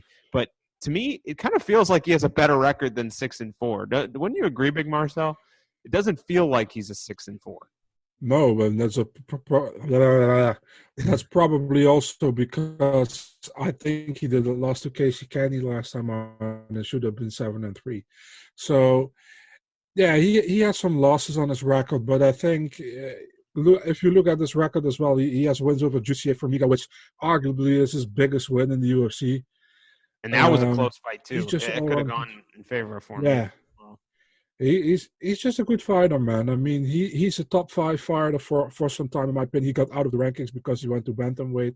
But in my personal rankings, he's still in top 5 or top 6 in the division. Yeah. Bontorin, 2-0 in the UFC, and most recently had that great fight with Raulian Paiva stopped for a cut, so he was awarded the TKO win. 16-1, 27 years old. His lone UFC loss is to his lone career professional loss is to UFC vet Michinori Tanaka. Big Marcel, Borg, Bontorin. How do you see this one going? Yeah, we all know Ray Borg. His wrestling is good, very good. His stand-up is also good, but I think he relies more on his wrestling all the time, and he's a good fighter. If you go to the other hand, Rogerio Bontorin, he got that UFC contract of that contender series in Brazil. Then he won a split decision at home against Bibulatov in a fight that he didn't want, in my opinion. And then a fight against, that was, by the way, the same card where Griffin got robbed against Alves, just to make clear. Then Paiva, solid performance, man. It was a very fun fight until it got stopped by a cut, which came because of a good, something good Rogerio Bontorin landed on Paiva. So kudos to him for that. That's a solid win. Do I see him win against Borg? I don't think so. I think Borg is a very, has more experience inside the octagon. I still think we haven't seen the full arsenal of Rogerio Bontorin, but I still think Borg is a top 5, top 6 fighter, man. And I think Bontorin is still not at that level as Borg has. I can be wrong, but we will see it on Saturday. But hey, UFC, thanks for fucking up those cards and putting all the great fights on the prelims, because people here in Europe really appreciated that we can see the best fights early on. You know, thank you so much for that. I can't tell if it's, I think it's like a two-pronged thanks right there, Big Marcel. It sounds like you're actually excited that they're early on, but at the same time, you feel the disrespect towards some of the fighters for not being on the main card. It is, man. I mean, I'm happy for the people here watching that that probably the best matchups are on the prelims. For me personally, I like them later because I like to watch at night. So that would be no problem for me. But I will have more difficulties to keep my eyes open at the main card than I have in the preliminary card this time. And it's not the first time this year. There's a total fuck up with how they are lining up the bout orders on these cards lately, man. I don't know what's up with the UFC. Maybe Dana White is drunk or something, or the other guys who are making these cards, man. I mean, you have Ray Borg, which has been a contender for years at flyweight. You have Bontorin, who is ranked. You put them on the preliminary card, and a bunch of non-ranked fighters, you put them on the main card. It's just stupid. They're just hoping for one-punch knockouts on the main card. And if that doesn't happen, you get a very boring decision. Well, you could have a very entertaining flyweight fight on the main card. And I also saw for the UFC Brazil card, they have Formiga against Moreno on the prelims as well, man. I mean, come on. Oh, that's atrocious. That could be fight of the night right there. Exactly. Maybe they changed it now, but it wasn't the prelims, so I don't know. And then, for example, that one is on the prelims, and the Silva against what's the name of the Czech again that got signed on Friday? What? Oh, who? The Czech fighter who got signed. David Dvorak. Yeah, Dvorak against Silva. That's on the main card. I mean, how can that be on the main card and another be on the prelim card? Why? Because Silva is friends with Henry Cejudo? Come on, man. When you said the check, I thought you were saying, who got signed Friday? Go check. Like, go check and see who No, got... no. The check. Yeah, sorry, man. I have an accent. So, yeah, No. my apologies. All right, I got Borg unanimous decision. I'm kind of surprised he's not on the main card too, given he's from New Mexico and has a big following as well. The funny thing is, on the UFC website, he is on the main card, but the UFC showed the bout order on the broadcast last Saturday, and then there was Devin Clark against Deacon Townsend was on the main card. So yeah, I don't know.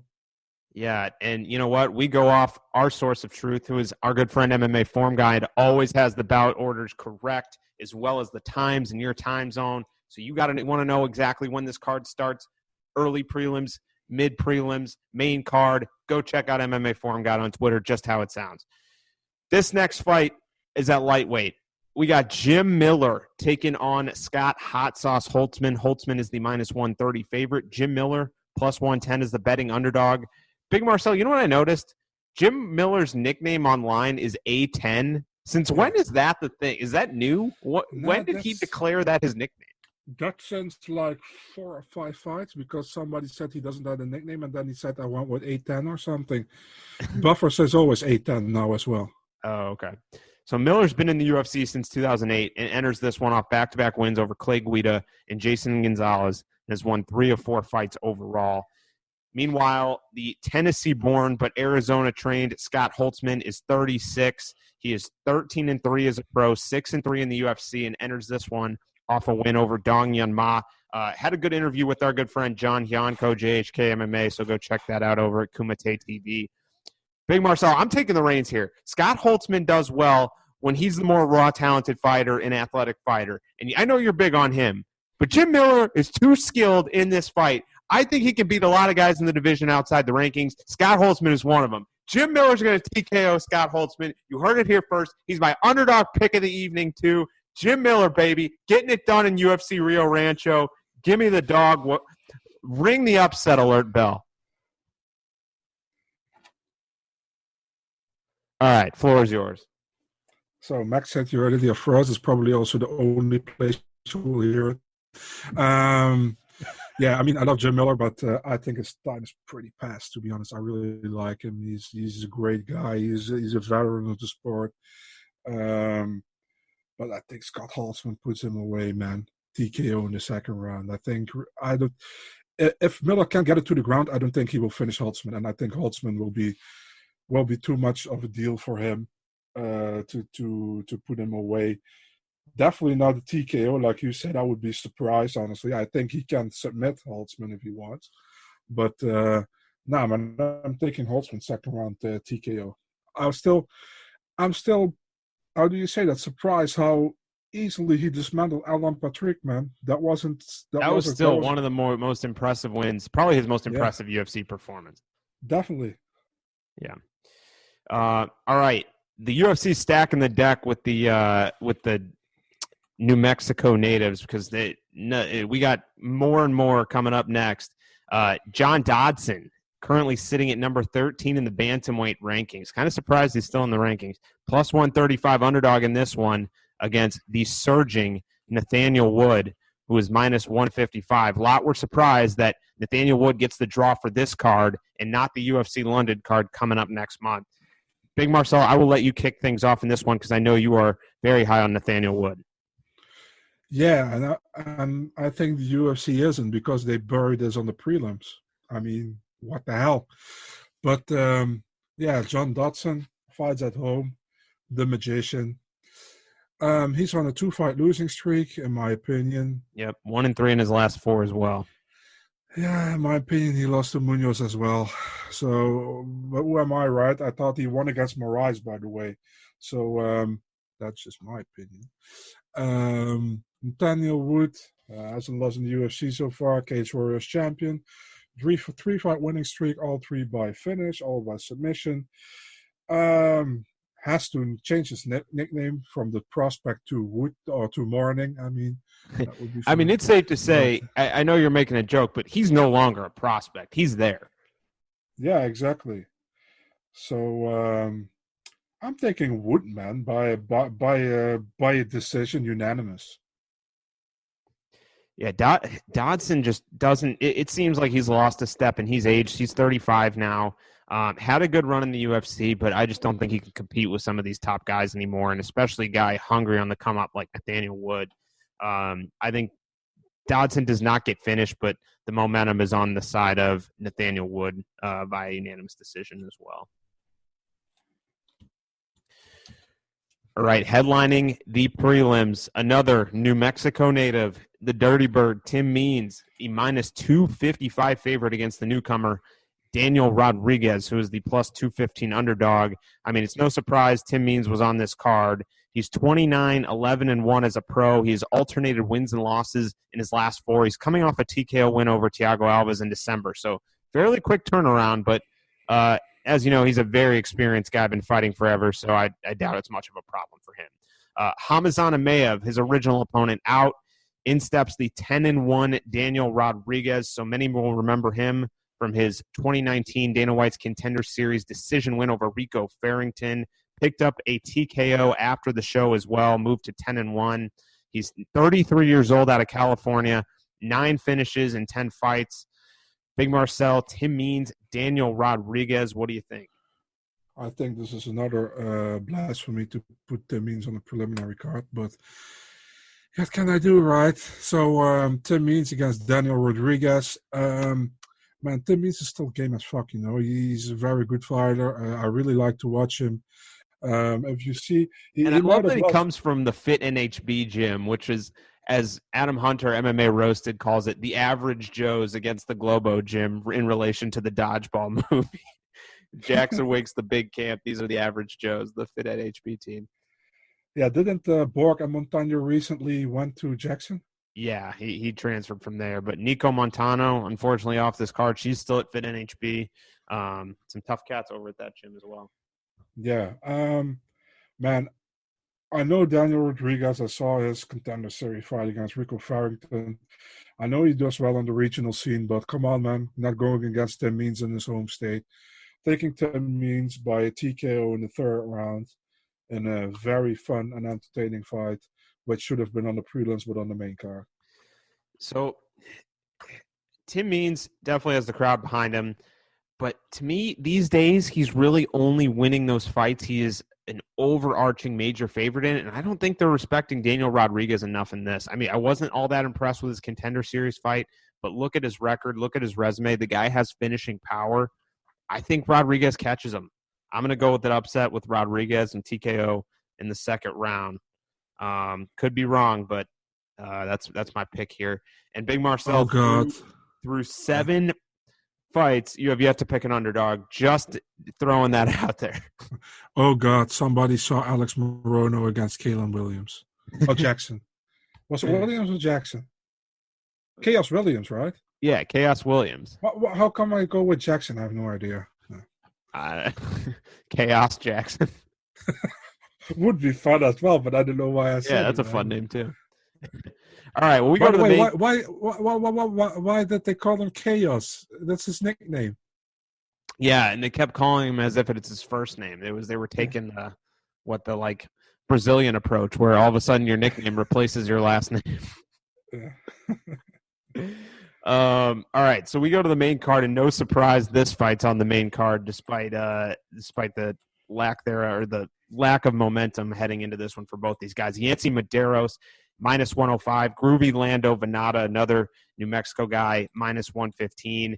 Not a great UFC record for Lando Venata, 2-4-2, but recently re-signed with the UFC, probably because of that fan-friendly style. 1-1-1 in his last 3, dropped a unanimous decision to Mark DeCasey last time out. He's a longtime member of the Jackson Wink camp.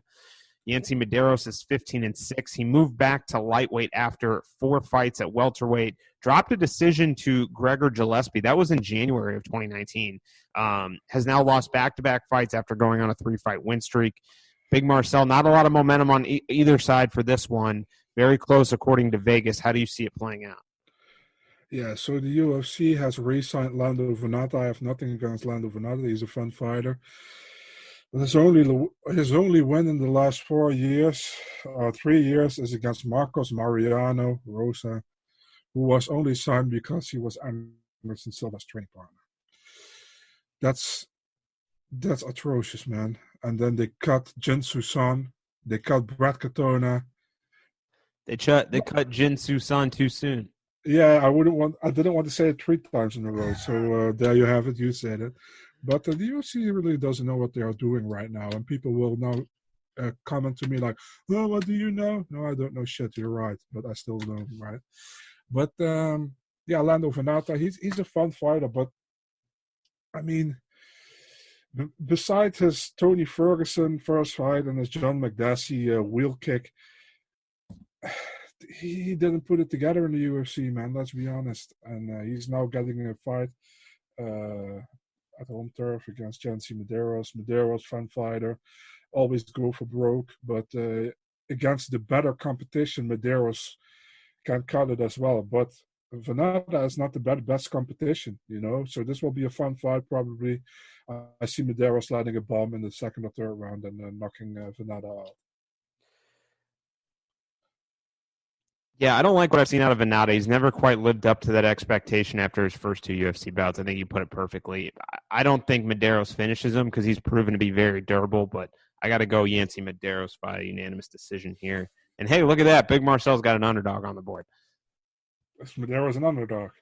Yeah, slightly. -105 to -115. Okay. All right. We head to lightweight for this next one. Brock Weaver taking on Rodrigo Vargas. He's not Brazilian. He's not Rodrigo.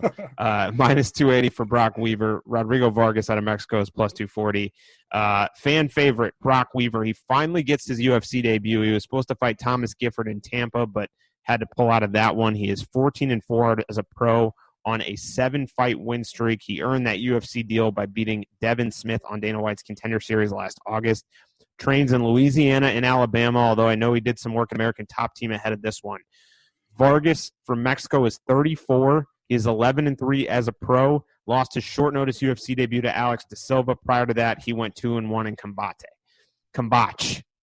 Actually, that's a Brazilian thing too. I keep sorry to my insensitivities out here. I'm Combate, Americas.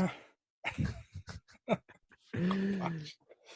All right, Big Marcel, before I butcher and make another insensitive comment towards our great friends and listeners out in the Latin America and or South America region, please break down this fight for us. I will do that for you, Max. Rodrigo Vargas, one fight in the UFC so far, lost to Alex Leco Silva. Brock Weaver. The thing with Brock Weaver is he got a lot of hype behind him, but I don't know, man. I think this is a fight he can win because I don't really see anything really big in Kazula Vargas myself. So this is a fight which is probably made for Brock Weaver to shine, I think. Will he do it? I don't know, man. I've seen some fights from Brock Weaver which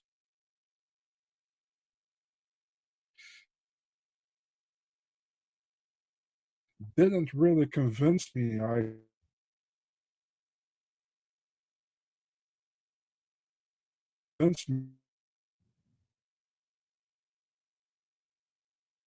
Did I lose my illustrious co-host? So we're going with Brock Weaver via split decision.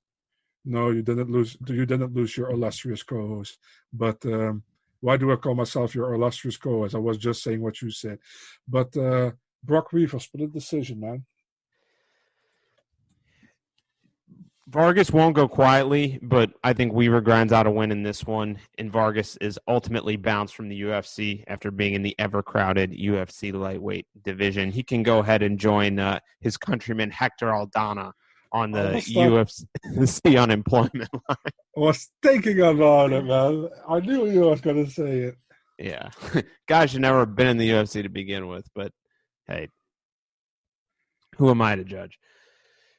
Okay. Max Friedman. Next fight, we got some Or ranked. should I say Joe Salas? Ranked flyweights here. Number 12 ranked Montana De La Rosa at the minus 170 betting line, taking on the number 13 ranked Mara Romero Borella plus 150. And she is Italian. You know what, Big Marcel, before I break the fight down or before I introduce the fighters, funny story, more along the lines of my insensitivity towards South American culture. A new guy came to my gym. He came from the Atos, illustrious Atos gym in San Diego, and his name is Lorenzo. And because he has an accent and he's tall and dark hair, I assumed he was Brazilian, and I started calling him Lorenzo. And so then finally he's like, why do you keep calling me that? I'm like, what are you talking about? He goes, my name is Lorenzo. And I was like, oh, sorry, did I mispronounce it? He goes, yeah, I'm Italian, not Brazilian. It's like, oh, it's Rafael Lovato all over again. Yeah. Okay, Montana De La Rosa is 10-5 as a pro. She's 24, and hey, she can call me. I don't mean to sound rude, but Mark can stay at home. Montana can call me. Although, no, just kidding. I respect the sanctity of marriage. She is 3-1 in the UFC. Suffered her first UFC loss last time out against Andrea Lee. It'll be interesting, though. I wonder how she'll fare fighting on the same card as her husband, especially considering Mark is very early on the card, and is a pretty sizable underdog against Raulian Paiva. We both think Raulian Paiva gets it done. The Italian Borella, 12-6 as a pro, 2-2 in the UFC, alternating wins and losses, but last time out, knocked out by Lauren Murphy in August. Big Marcel, I'm high on Montana De La Rosa. I think she has grown a lot and will continue to get better. Meanwhile, Borella, I think, kind of has plateaued, will always be that middling flyweight. So I got to favor De La Rosa submission, second round. But where are you at? I'm at home. Montana De La Rosa, yeah, man, I think it's your wet dream to see her matched up against Veronica Macedo, but that's by the part.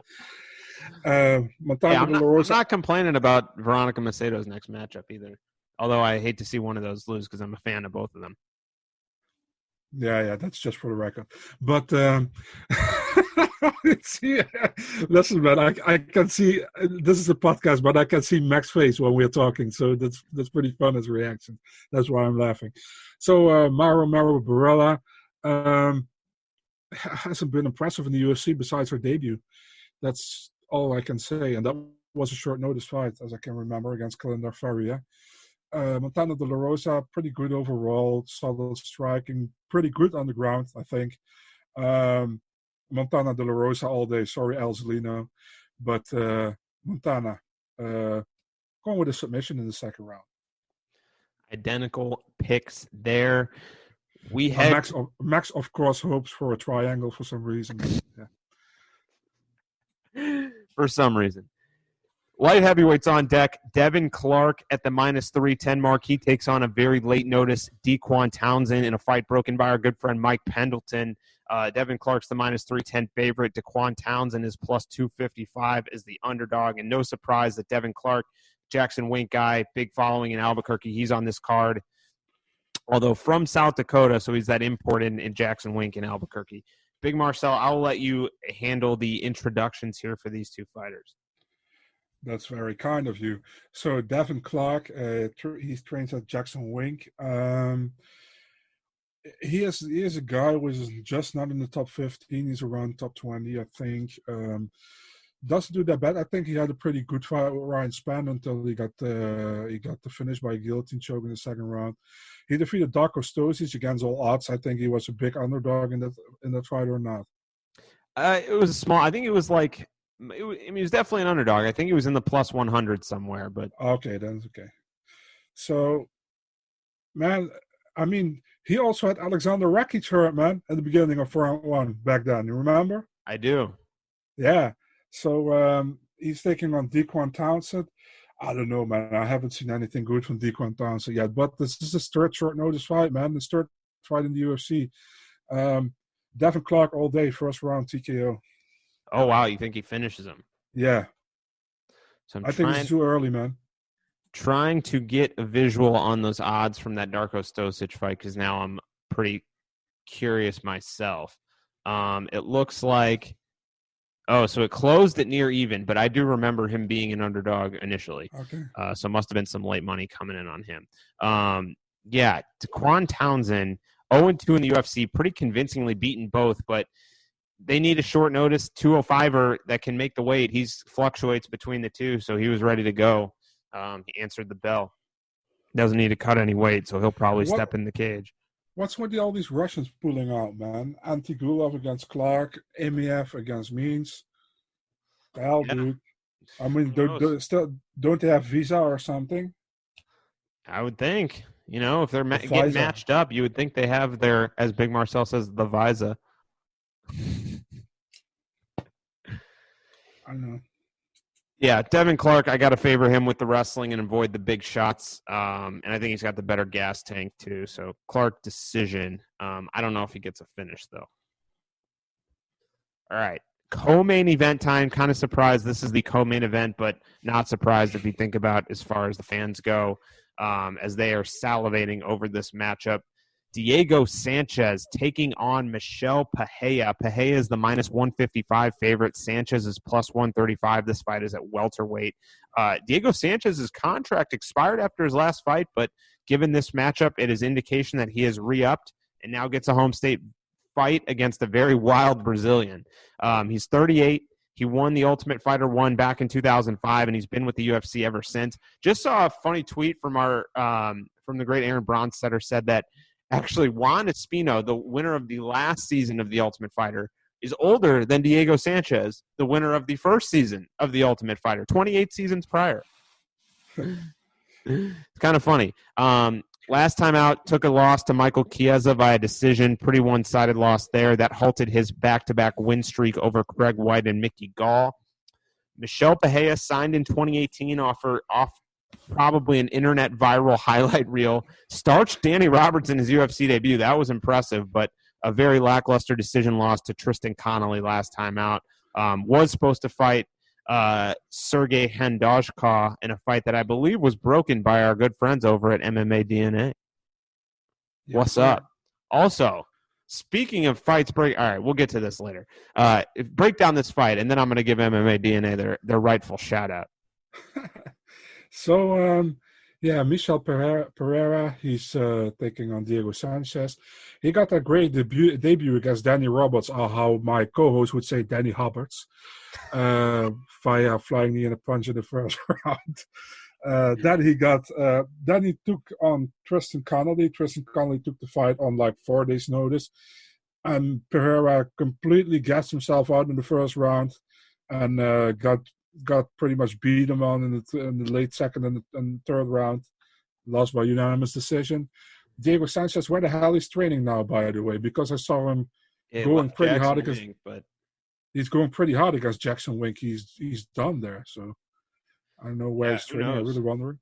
Yeah, didn't you saw him tweeting about the Jones Reyes fight and stuff? I didn't see it. Oh, he went pretty hard at Jackson Wink, so. He's coming off that loss against Michael Chiesa. Before that, looked very good against Craig White and Mickey Gall. But it's, for me, I don't know, man. Pereira is going to go crazy all the time when he's fighting, but I think he can catch Sanchez. But, man, this is such a hard fight to pick, man. If it goes later rounds, I prefer Sanchez, but I think Pereira stops him in the first or early second round. The Connolly performance worries me for Pereira, but I think he's able to lure Diego into a firefight and gets a finish. Yeah. So Pereira, he's just so much larger too. I got to go Pereira with a finish in the first round. What was he tweeting in regards to the fight though? Dominic Reyes absolutely won. Clear win, what a robbery, and then like those punks at Jackson Wink, I'm happy I'm not there anymore, that kind of stuff. Wow. Okay. Doesn't sound sour at all. Pretty hard. So I don't know. Listen, I can't give any, how do you say that, any comment on it because I don't know the ins and outs, but that's what he said, so I don't know. Man. All right, well, before we hit the main event, my great co-host, Big Marcel, is part of the great team over at MMA DNA. MMA DNA breaking a fantastic, monumental fight last week as Zabit Magomed Sharipov taking on Brian Ortega. That is in the works for which event is it? 250? 249 in Brooklyn, New York. Oh, 49. 249. Talk about a huge fight that is. Also confirmed by Dana White over the weekend in the pre-fight scrum, I believe. Big Marcel, that's a big scoop, baby. Well done. Yeah. Thanks, man. I was happy with it as well. So there was, by the way, an interview with Bostanov, a Russian journalist, who asks a bit about UFC 249. I want to say we didn't get our source from that interview because some people were implying, like, did you hear the interview or something?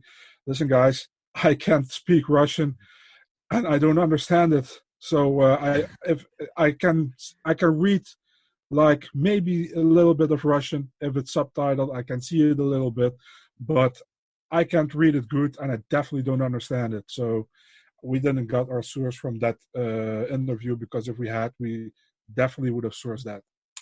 Yeah, you guys aren't out here taking credit for something that's not yours. I can attest to that firsthand. If there's any site that's not out here trying to steal credit, it's MMA DNA. So don't be coming at my boy Big Marcel on Twitter like that.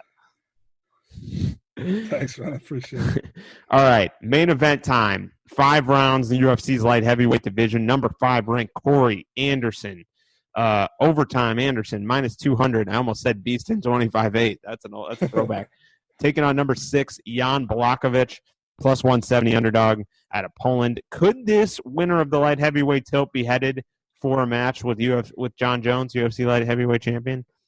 Who's to say? Because that was a very close fight with Dominic Reyes. So TBD on what happens in that division. But Anderson's probably on the best run of his career right now. He's won 4 straight. Most recently knocked out Johnny Walker in just over 2 minutes in November in New York City. Blachowicz, though, also is on a 2-fight winning streak. Took out Luke Rockhold via knockout and a decision over Ronaldo Jacare Souza. He's won 6 of 7 overall. And these two actually fought in 2015. Corey Anderson took a decision in that one. Big Marcel, a lot of momentum on the side of Corey Anderson. Could be the next challenger for John Jones. What do you think? You said 5 rounds in the UFC light heavyweight division. Let's absolutely hope not this will be 5 rounds. I agree. Yeah, because then it will be very boring probably. Corey Anderson, yeah, we know, very solid wrestler, man. He's pretty much like Curtis Blades, but then in the light heavyweight division, in my opinion. I think Curtis Blades has a little bit more better striking than Anderson has. But Anderson did solid in this Johnny Walker fight. I also didn't know he could dance that great after the fight, so that was something new for me. Then we have Jan Blachowicz, comes off that split decision win against Ronaldo Jacare Souza, which was one of the most awful fights in 2019. And before that, he won against Luke Rockhold by a great knockout against the former middleweight champion. But yeah, I think Anderson is going to be Anderson. He's going to take him down. He's going to grind out the decision for 5 rounds, unanimous decision. Maybe he stops him via TKO if he lands some punches, but Anderson's going to do Anderson, man. This is going to be an Anderson fight. It's going to be an Anderson decision. And Anderson's going to claim his number 1 spot. He's going to claim his number 1 spot. If he's going to get it, I don't know, but he wants it. And, man, if he has a 5-fight win streak, it's hard to deny him giving him a shot. But you never know what's going to happen. But we all know the UFC probably hopes they don't have to give him a shot because they think he's a bit boring. But I think he deserves it if he wins on Saturday. Yeah, if he wins, he's definitely the top in line for that next shot. Remember when Corey Anderson came in off The Ultimate Fighter, he was only 3-0. Then he seems to have kind of gotten that experience under his belt that he needed. So he's not making those same mistakes that cost him some of those TKO losses early in his UFC career to like John Vellante and Jimmy Manoa OSP. Now he's really seemed to have figured it all out, and he doesn't take the foot off the gas. Blachowicz, though, the best version he's ever been, but this is not a good matchup for him. I got to favor Anderson decision as well. All these exciting fights, and then this one actually, the main event, I think has a pretty good chance of going 5 rounds, and that's I don't think what any other of the fans have in mind. No. All right, Big Marcel, it's time to hand out bonuses. And while I've already declared Jim Miller as my underdog pick, you by default have Yancy Medeiros. Again, by default. Yeah. But we'll go ahead and go to Fight of the Night, and you are up first this week. Fight of the night. Medeiros against Vanada. Okay, this is tough. Give me Ray Borg, Rogerio Bontorin. Performance of the night bonuses. So I'm going to hand out 2 as my official, and then I'm going to hand out 2 backups. So Michelle Pajea will be 1. And I'm going to go Jim Miller. Jim Miller, my man, getting it done. Backups are Montana De La Rosa and Daniel Rodriguez. Okay. Who are your official and backup performance of the night bonus winners? Michel Pereira. Devin Clark. Scott Holtzman. And the Dirty Bird. By the way, man, if you got it right that the flyweight fight gets the fight of the night, then we hear Dana again after the event. Oh my God, this flyweight's really putting it together this year. And I'm like, dude, they're putting it together for years, but you just didn't want to see it. He said it last time again as well. I didn't know which fight it was again, but that also got fight of the night. It was also a flyweight fight. I don't know who it was anymore, but yeah. I'm really bashing Dana here, right? Good. Macy Chiasson is my pick for lock of the night. And where are you at with lock of the night, Big Marcel?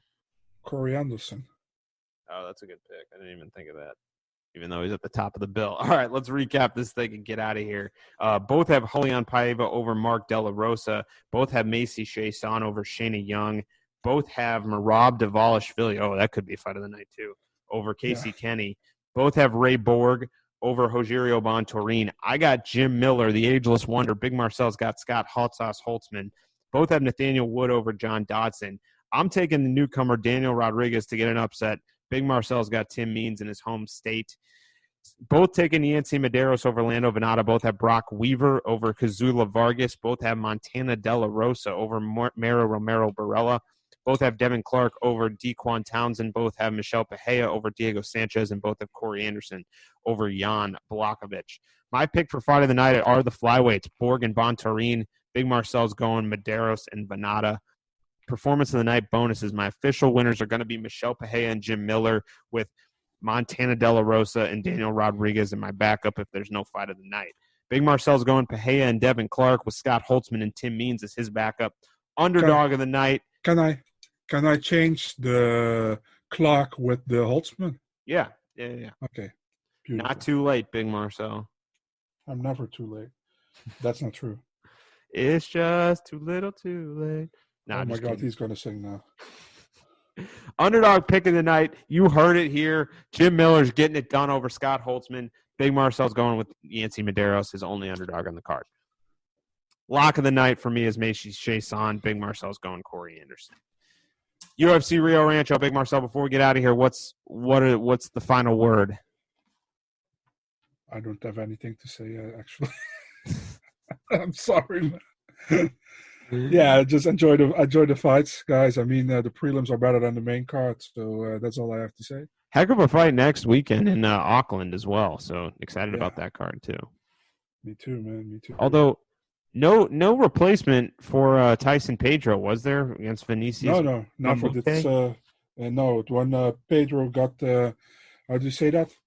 Got injured. They pulled Mamute from the card. Oh, that's too bad. Yeah. But we got Angela Hill on the card. Again, short notice fight against Loma Luke Boonmi. That's a fight I'm really looking forward to. That's Luke Boonmi. Yeah, Luke Boonmi. That's a stylistically fun matchup, I think. So, but why are we talking about next week? I'm sorry, guys. I'm sorry. I don't know. I just clicked on the page. All right. Well, thank you, everyone, for tuning in this week. UFC Rio Rancho. We will be back next week for UFC Auckland. Shout out to my man Big Marcel breaking that huge fight with MMA DNA. He did not steal it from a interview in Russian, which no one has any idea what the words are that they're saying. So don't be coming at him on Twitter like that. Shout out to our good friend MMA Forum Guide. Shout out to the Loudmouth MMA Podcast Network and all the great work there, all the great content we are putting out there. Be sure to click subscribe and follow. Big Marcel, where can people find you besides at home right now? I wasn't going to say that because I said that last week. On your mail route as well. Okay, whatever you want. They can find me on Twitter, BigMarcel24, on Instagram, and they can find the MMA DNA stuff on MMADNA.nl, Instagram, Twitter, and Facebook. Give them a follow as always. Find me on Twitter, Trademark MMA. Thanks to everyone for tuning in, and we will catch you next time. Red rose, pink toes. I know how this goes. I can't see in the future. I can't know what will suit her. And every time I close my eyes, Okay, family, announcement. Our smart home is online. Cool, Dad. Yeah, smart lights, smart fridge, smart thermostat. The smart speaker plays music or answers questions. Like this. Check it out. Question: what animals besides humans have chins? Can't find home internet. Super impressive, Dad. Okay, hold on. Question: can you find the home internet? Can't find home internet. Haha, smart house! Your home is only as smart as your internet. Get fast, reliable internet with AT&T Fiber, even during peak times. Find out how to get 300 megabits per second for $40 a month for a year. Limited availability. May not be in your area. See if you qualify at att.com/fiber300. Reliability based on network availability.